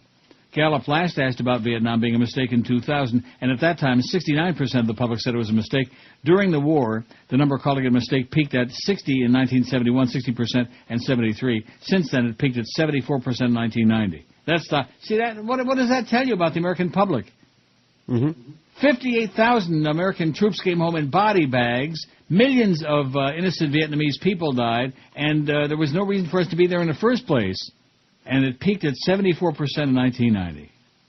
This election on November 7th told us that the Democrats in this country aren't waiting, that the people in this country aren't waiting for Jim Baker to tell the Democrats where we should go in Iraq, said Representative Lynn Woolsey of California, who chairs the Progressive Caucus, referring to the former Secretary of State, who's one of the leaders of the Iraq Study Group, Jim Baker, who said, F the Jews, they don't vote for us anyway. The people of America spoke on November 7th, Woolsey said. Do they know how we're supposed to leave Iraq? No. Do they want us to leave? Yes. McGovern told reporters yesterday he hasn't spoken formally with the study group, the independent bipartisan commission led by Baker and former Democratic Congressman Lee Hamilton, but said he has spoken with individual members. And partridge in a pear tree, bada beep, bada boop, bada bop, and yada, yada, yada. It's one of those things, man. It's like a bad marriage. It wasn't that hard to get in, but boy, it sure was a mess trying to get out. Yeah. I didn't have anybody specific in mind, necessarily, although... Oh, I know who I was thinking of before. Margot Kidder. Boy, she bugs the crap out of me. Yeah. She is annoying. I can't think of what movie I just seen her in the other day. Well, worst part of all those Superman movies, which would have been adequate. Yeah. Otherwise. Extraordinarily annoying. It's Margot freaking, are you kidding me? The biggest names, the best talent. Psychotic. Neil Rogers. Annoying. Sports Radio 560 QAM. Friday, you bastard. How may I be helping you today? Hey. Would you please be having a blue Slurpee? We are having a sale on cameras. We have had about many flavors. I'm afraid that is not feasible. R-A-G-G-A-G-A-D-A. Okay, I'll tell you everything. My skin may be brown, but inside I'm pink. Yes, it's true, we put our women in bags. It is only because they smell so bad. You can blame a group for reactions of a group, but we do not drink our wee-wee. It smell like our poop. Let's do start making fun of me. And shave off my beard, make my face clean. Raghead. If you excuse me now, I'm ready to sing. R-A-G-H-A-E-D. Raghead, ah-la-la-la. Raghead, ah-la-la-la. Raghead, ah-la-la-la. Raghead, ah-la-la-la. Raghead, ah-la-la-la. R-A-G-H-A-E-D. Raghead. 132 at 560 WQM. Francesca sends a fax and says, If you want to see Jonathan Rhys-Meyers looking very pretty and making out with other guys, rent the movie Velvet Goldmine. Sounds very gay to me. It's a movie from 1998 about a glam rock star and his ambiguous sexuality. Very hot, says Francesca. I looked it up on IMDb. They gave it 6.5. But it's a campy movie, you know. It would never get a high rating if it's a campy movie like that. Baggy movie. Or like a... Gay. Oh, sure it would. Yeah, you're right. You kidding me? You're the one that's always telling me about those things that do the reviews on the IMDb on those movies. Oh, it was just wonderful, and it was just so, yeah. And usually those are movies that suck, so to speak. Right. 1,396 votes. We got 1,400 licked, again, so to speak. 1,397. Oh, here's this big simus about the Tomcat wedding over there. Will disappear beyond this... Yeah, disappear forever. Okay, please. Just both of you, go off into Etheric somewhere and disappear forever. Do us all a big favor. Local priest says the Catholic Church will not be involved. It's going to be a Scientology wedding, I wouldn't know. Yeah, I imagine. Wouldn't you think? Oh, there's the priest. Local priest who, according to Catholic Church tradition, needs to authorize all marriages in his parish. Oh, Italy doesn't recognize Scientology as a religion. Another reason I love Italy so much. Norman Solomon, the new media offensive for the Iraq War. He's good. This is in commondreams.org. I don't think I got time to read this. It's too long. But I'm going to do it anyway. He says the American media establishment has launched a major offensive against the option of withdrawing U.S. troops from Iraq. In the latest media assault, right-wing outfits like Fox News and the Wall Street Journal editorial page are secondary. The heaviest firepower is now coming from the most valuable square inches of media real estate in the USA, the front page of the New York Times. The present situation is grimly instructive for anyone who might wonder how the Vietnam War could continue for years, while opinion polls show that most Americans were against it. Now, in the wake of midterm elections widely seen as a rebuke to the Iraq War, powerful media institutions are feverishly spinning against the pullout of U.S. troops. Under the headline, Get Out of Iraq Now, ? Not so fast, experts say, the November 15 front page of the New York Times prominently featured a military analysis by Michael Gordon. The piece reported that while some congressional Democrats are saying withdrawal of U.S. troops should begin within 4 to 6 months, this argument is being challenged by a number of military officers, experts, and former generals, including some who have been among the most vehement critics of the Bush administration's Iraq policies. Reporter Gordon appeared hours later on Anderson Cooper's CNN show, fully morphing into an unabashed pundit as he declared that withdrawal is simply not realistic. Sounding much like a Pentagon spokesman, Gordon went on to state in no uncertain terms that he opposes a pullout. If a New York Times military affairs reporter went on to TV to advocate for withdrawal of U.S. troops as unequivocally as Gordon advocated against any such withdrawal during his appearance November 15 on CNN, he or she would be quickly reprimanded and probably would have been taken off the beat by the Times hierarchy. But the paper's news department eagerly fosters reporting that internalizes and promotes the basic worldviews of the country's national security state. That's how and why the Times front page was so hospitable to the work of Judith Miller during the lead-up to the invasion of Iraq. That's how and why the Times is now so hospitable to the work of Michael Gordon. At this point, categories like vehement critics of the Bush administration's Iraq policies are virtually meaningless. The bulk of the media's favorite vehement critics are opposed to reduction of U.S. involvement in the Iraq carnage, and some of them are now openly urging an increase in U.S. troop levels for the occupation. These days, media coverage of U.S. policy in Iraq often seems to be little more than a remake of how mainstream news outlets portrayed Washington's options during the war in Vietnam. Routine deference to inside the Beltway conventional wisdom has turned many prominent journalists into co-producers of a Groundhog Day sequel that insists the U.S. war effort must go on. During the years since the fall of Saddam, countless news stories and commentaries have compared the ongoing disaster in Iraq to the Vietnam War, but those comparisons have rarely illuminated the most troubling parallels between the U.S. media coverage of both wars. Whether in 1986 or 68 or 2006, most of the Washington press corps has been at pains to portray withdrawal of U.S. troops as impractical and unrealistic. Contrary to myths about media coverage of the Vietnam War, the American press lagged way behind grassroots anti-war sentiment in seriously contemplating U.S. pullout from Vietnam. The lag time amounted to several years and meant the additional deaths of tens of thousands of Americans and perhaps a million more Vietnamese people. A survey by the Boston Globe conducted in February of 68 found that out of 39 major daily newspapers in the U.S., not a single one had editorialized for withdrawing American troops from Vietnam. Today, despite the anti-war tilt of national opinion polls in the recent election, advocacy of a U.S. pullout from Iraq seems almost as scarce among modern-day media elites. The standard media evasions about to kicking the bloody can down the road. Careful statements about benchmarks and getting tough with the Baghdad government, as with the Saigon government, are markers for a national media disclosure that dodges instead of enlivens debate. Many journalists are retreading the notion that the pullout option is not a real option at all, and the Democrats who will soon be running Congress, we're told, wouldn't and shouldn't dare go that far if they knew what's good for them. Implicit in such media coverage is the idea that the real legitimacy for U.S. war policy making rests with the President, not the Congress. When I ponder that assumption, I think about 42-year-old footage of the CBS program Face the Nation. The show's host on that 64 telecast was the widely esteemed journalist Peter Lissagore, who told his guest, Senator, the Constitution gives the President of the U.S. the sole responsibility for the conduct of foreign policy.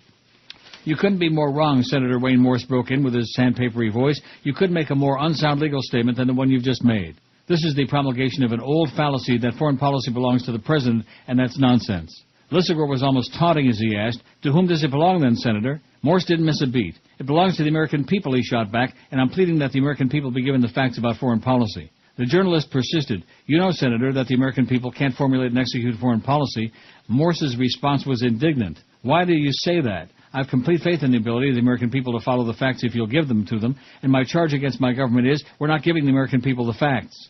Morse, the senior senator from Oregon, was passionate about the U.S. Constitution as well as international law, and while rejecting the widely held notion that foreign policy belongs to the President, he spoke in unflinching terms about the Vietnamese War. At a hearing of the Senate Foreign Relations Committee on February 27, 1968, Morse said they did not intend to put the blood of this war on his hands. And prophetically, he added, we're going to become guilty, in my judgment, of being the greatest threat to the peace of the world. It's an ugly reality, and we Americans don't like to face up to it, he said. Almost 40 years ago. And we're still doing the same crap. Norman Solomon, baby. He knows his crap. 1402, man. That must have been a really good year. I wonder if Norman Schwartz lived up the street from me in 1402. Talking about all these great historians talk such caca about, well, Jesus did this, and Mary Magdalene did that, and they don't even know who shot Cock Robin, for crying out loud. They don't know from nothing.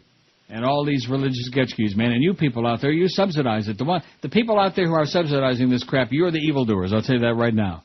All the hate, the hostility, the murder, the bloodshed, the lunacy. 1408 on the poll. Aren't you impressed? No. No. Oh, Scientology Wedding 101. You know, the aesthetics on the outside, the dress, the rings. Who cares? Am I right? Who cares? We don't care. We don't care about Tomcat. We don't care about Scientology. We don't care about L. Ron Hubbub. We don't care about any of this crap. I give more credit to the Jedaists myself. Absolutely. Impressive. Absolutely. Hey, if you're expecting guests this holiday season, then it's a great time to dial 1-800-MATTRESS. Make sure they all got someplace to lay their ass. Plus, it's Dial Mattress's 30th birthday. About 30, man. And to celebrate, Dial Mattress and Simmons are offering you the lowest price of the year on the best-selling Simmons Beauty Rest Pillow Top. You can choose from South Florida's biggest selection of Simmons Beauty Rest and get same-day delivery, too. Call Dial Mattress at 1-800-MATTRESS and get yourself factory direct prices and award-winning service with no nonsense, no BS. When you call Dial a Mattress, which I've been doing for years, don't forget you get to pick the date and time for delivery anytime when it's convenient for you, 7 days a week from 8 a.m. to 10 p.m., even the very same day. Just pick a 2-hour window when you want them to show up, like 11 to 1, 1 to 3, 2 to 4, etc., and they show up, they deliver. That's one of the many reasons why Dial a Mattress continues to be ranked #1 in the world in customer satisfaction, why everybody with a brain, including our friends at QAM, use Dial a Mattress. On the web, you'll find them at mattress.com, or better yet, pick up your phone right now. It's the easiest, the smartest, and the most inexpensive piece of shopping you can do. Call 1-800-MATTRESS, 1-800-MATTRES. Leave off the last S because it stands for stupendous, sensational savings. The biggest names, the best talent. This is Neil Rogers, Sports Radio 560 AM.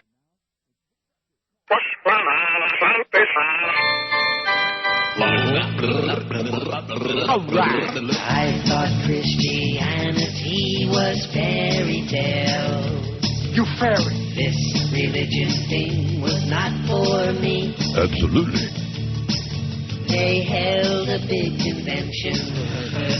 They let me in for free. I had no idea what I was about to see. Oh! They were speaking in tongues. That made me a believer. It was kind of fun to stick it out of my mouth. Speak in tongues. They got me believing. My tongue is weaving from side to side.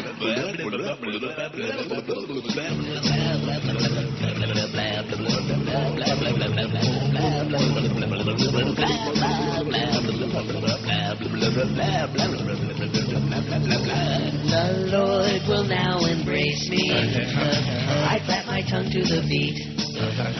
Now, whatever I do, He'll forgive me. Cause now I speak in tongues. That makes me a believer. And I'm having fun playing around with my mouth. Now I speak in tongues. 145 at 560 WQAM. 1,422 votes on the poll on a Friday, no less. Well, I'll guarantee you we got, everybody's looking at those pictures. That's what it is. That's it. I'm printing out the rest of the Bo Schembechler story because we got Mad Dog coming up at 2. He's at Hooters in Pompano, though, and I hope somebody, passed along the information. Wouldn't you think? Imagine. Well, the sports shows, we got like 55 people that produce and get involved. Am I right? And I'm sure Ken's got it. Ken's on top of it, being the old sports dog that he is. Ain't he a sports dog? Okay. How is old Ken Muldoon doing? He's just fine. Good. How you doing, Ken? I'm waiting for the story to print out. And I'm so damn excited that I got my case of fax paper, which means I'm going to be sending so many more stories to Josh and printing so many more out. Take it easy. Thousands. Be out of town this week. Will you really? Yeah. Not. No, sir. So what does that mean? Don't send you any stories? Who's doing the stories? Oh, I'm doing them. I'm just, Then, in other words, lighten up a little bit. That's right. Well, where's the rest of the story, for crying out loud? Oh, no. Are you kidding me? One moment, please. Oh, no, I printed it out and printed like the first page of it and then stopped. I know if I knew how to do it right. I don't want to do it right. I'm so you're just like my mother. That's right. Now, if you do this way, why do you always do it that way? Why are you so stubborn now? Unlike your mom, I'm right. See what I mean? Just like your expertise in naked guys, you know? Uh-huh. Oh, here we go. Here it is. I'll just read it one page as they come over and hope that the rest of it shows up. Let's see. Is it showing up? No. No? It doesn't want to print out. Maybe I'll read it off the monitor. How's that sound? Do it. Wouldn't that be safer? It's pretty far away. It's like inches away. Bo Schembechler, who became one of the college football's great coaches in 2 decades at Michigan, died Friday after taping a TV show. After taping the show on the eve of the Wolverines' #1 versus #2 showdown with perennial rival Ohio State, he was 77. Mike Dowd, chief investigator with the Oakland County Medical Examiner's Office, confirmed Schembechler's death at 11:42 a.m. You only meet someone like that once in a lifetime, Michigan Executive Associate Athletic Director Mike Stevenson told the Ann Arbor News. In the history of the Michigan Athletics, nobody had a bigger impact. He was passionate, bright, and an unbelievable leader. He loved Michigan.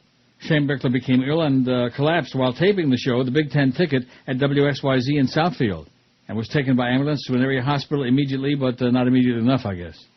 The Detroit News reported that Schembechler, just before taping the show, visited the restroom and collapsed. Maybe he had too much ice cream like Josh. I hope you don't collapse in there next time, Josh. Schembechler also was hospitalized October 20th after becoming ill at the same location. Maybe he was like allergic to WXYZ, which I could understand that. Police were sent to the station around 9:25 a.m. along with the city's fire department and escorted an ambulance to the Providence Hospital. South Philly spokesman John Harris said. Harris, whatever. See, it's far away. And, what's the point of reading the rest of this? He's dead, you know? Bo Schembechler is dead. Pass it along. Pass that word along to our sports nerds. You got it? Well, I'm sure they're on top of it. They're all over it like Stink on Greg, wouldn't you think? Like Stink on Power 96. Like Stink on Rigatoni when you come right down to it. 1,432 votes. Boy, if we'd have pushed it, we'd have had a shot at 15 today, but we don't want to end the week that way, especially with George being out next week. Now, what did we find out about next Friday? I don't want to start, playing Butch Boss and asking, who the hell is going to be around. George ain't going to be there. Josh isn't going to be there since he's at Thomas now when he Miguel's in here. What? Miguel will be here. Running the board. Okay. Or sitting in here, and they'll get some other flunky for in there. Miguel's going to be sitting in there, and Robert Grieper's going to be running the board? Sure. No. Like I said, Miguel's going to be doing the show, and Robert's going to be his board op. Right. Is the way I'm looking at it. None. So in other words, I got off Thursday and Friday next week. Oh! Is that what you're telling me? 4-day weekend. Sounds really good to me. Boy, I can lose a lot in that period of time. Can you imagine? Whew. I'll be on next Friday. Just I don't want to start playing hooky. It's not a good idea. Not a really good idea. Because then when you realize how easy it is to do it, then you can do it anytime you feel like it. Oh, I don't feel like showing up today. Pull a mad dog. Like when I went to college. It was so much easier to sleep in the morning than get up and go to class. 1,433 votes, and I think I did the right thing, What the hell do I need some stupid-ass college degree for? Well, what's the point? Is this the kind of business you can learn in college? Right. Of course not. Well, just think of how much more money you'd be making if you'd gone to college. Yeah, right. Right.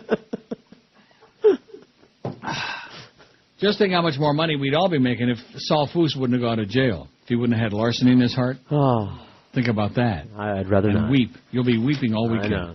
So be sure and don't leave the ice cream there. Take it home because you'll need something to calm you down when you start thinking about that. The ice cream will do it. Something else will, too. Like in Fatso when he started dipping the bread in the pasta sauce. Remember that? Oh, yeah. And they were all crying over the death of their buddy there, the cousin. All of a sudden, he started feeling so much better. Sure. And then he put on the Parmesan cheese on the bread with the... that was a good idea there. I was taking notes. 1,433 votes. Which ultra-rich person do you despise the most? See, I can't even read the damn poll. Rupert Murdoch is kicking the competition's ass. 420. He's got almost a third of the votes. I hate them all, 206. All those people with the big money. They won't give any of it to you guys, and neither will I. Oprah, 181. Donald Trump, 180. Wayne Huizinga, 168. He is sure falling down the ladder. Man, I hate this poll, 87, 6%. George Steinbrenner, 72, 5%. Ted Turner, 42, 2.9%. Bill Gates, 21, 1.4%. I bet you voted for him. No, you voted for Trump. Donald, the Donald. And Warren Buffett's finally got 6. He finally got one more. They don't even know who the hell Warren Buffett is. You know something? Who cares? Who the hell cares who Warren Buffett is? Or is that buffet?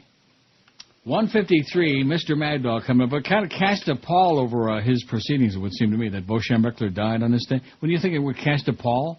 I'm very appalled. But I'm sure he's got some pretty good stories. Experience the difference at Mercedes-Benz of Pompano. And don't forget, at Mercedes-Benz of Pompano, when you buy there, it doesn't matter whether it's the beginning of the month, the end of the month, or in between, because no matter when you buy, they always give you the best possible deal. Whether it's one of the brand-new Mercedes 2007 Mercedes-Benz luxury sedans, the 2007 GL class, the first Mercedes-Benz full-size SUV, or their large selection of certified pre-owned cars.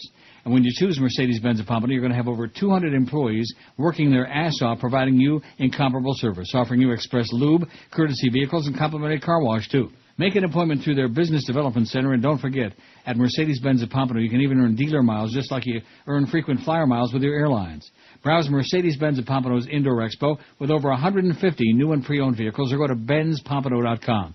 B-E-N-Z, benzpompano.com. Experience the difference at Mercedes-Benz of Pompano. You'll find them at I-95 and Copans Road. Call them toll-free, 1-800-NEW-BENZ, N-E-W-B-E-N-Z. That's 1-800-NEW-BENZ for Mercedes-Benz of Pompano, a Mercedes-Benz dealer like no other in history. The biggest names, the best talent. This is Neil Rogers, Sports Radio 560 QAM.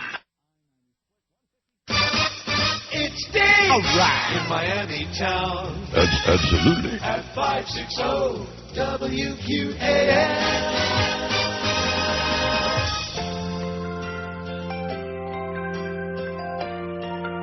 Oh, my God. Back in the day when someone done us wrong, we didn't take their crap. No. In Pearl Harbor, when the Japs dropped their bombs, we bombed them back. And now the Saudis, they hit us hard. And on our cars, our little flags wave as that Saudi-loving retard points the bombers the wrong way. Abu Ghraib. And I'm embarrassed to be an American where they follow Bush like sheep. The United States of arrogance, led by Bush and his family, they got this country ambling towards the darkest days in our history. I don't want to be a Pax American in the USA. What's a few thousand innocent lives? Stop living in the past. If you want that SUV to drive, you're gonna need more gas. It's the greatest country in the world. They train us to believe. And anyone who says that, obviously, can't afford to leave. And I'm embarrassed to be an American where we patriotically wave a flag in one hand with our head in the sand and blindly follow the powers that be. Apathetic. Watching state run news on a 65-inch screen. Scratch your fart, everything's okay. Welcome. In the USA. Bye, bye, bye.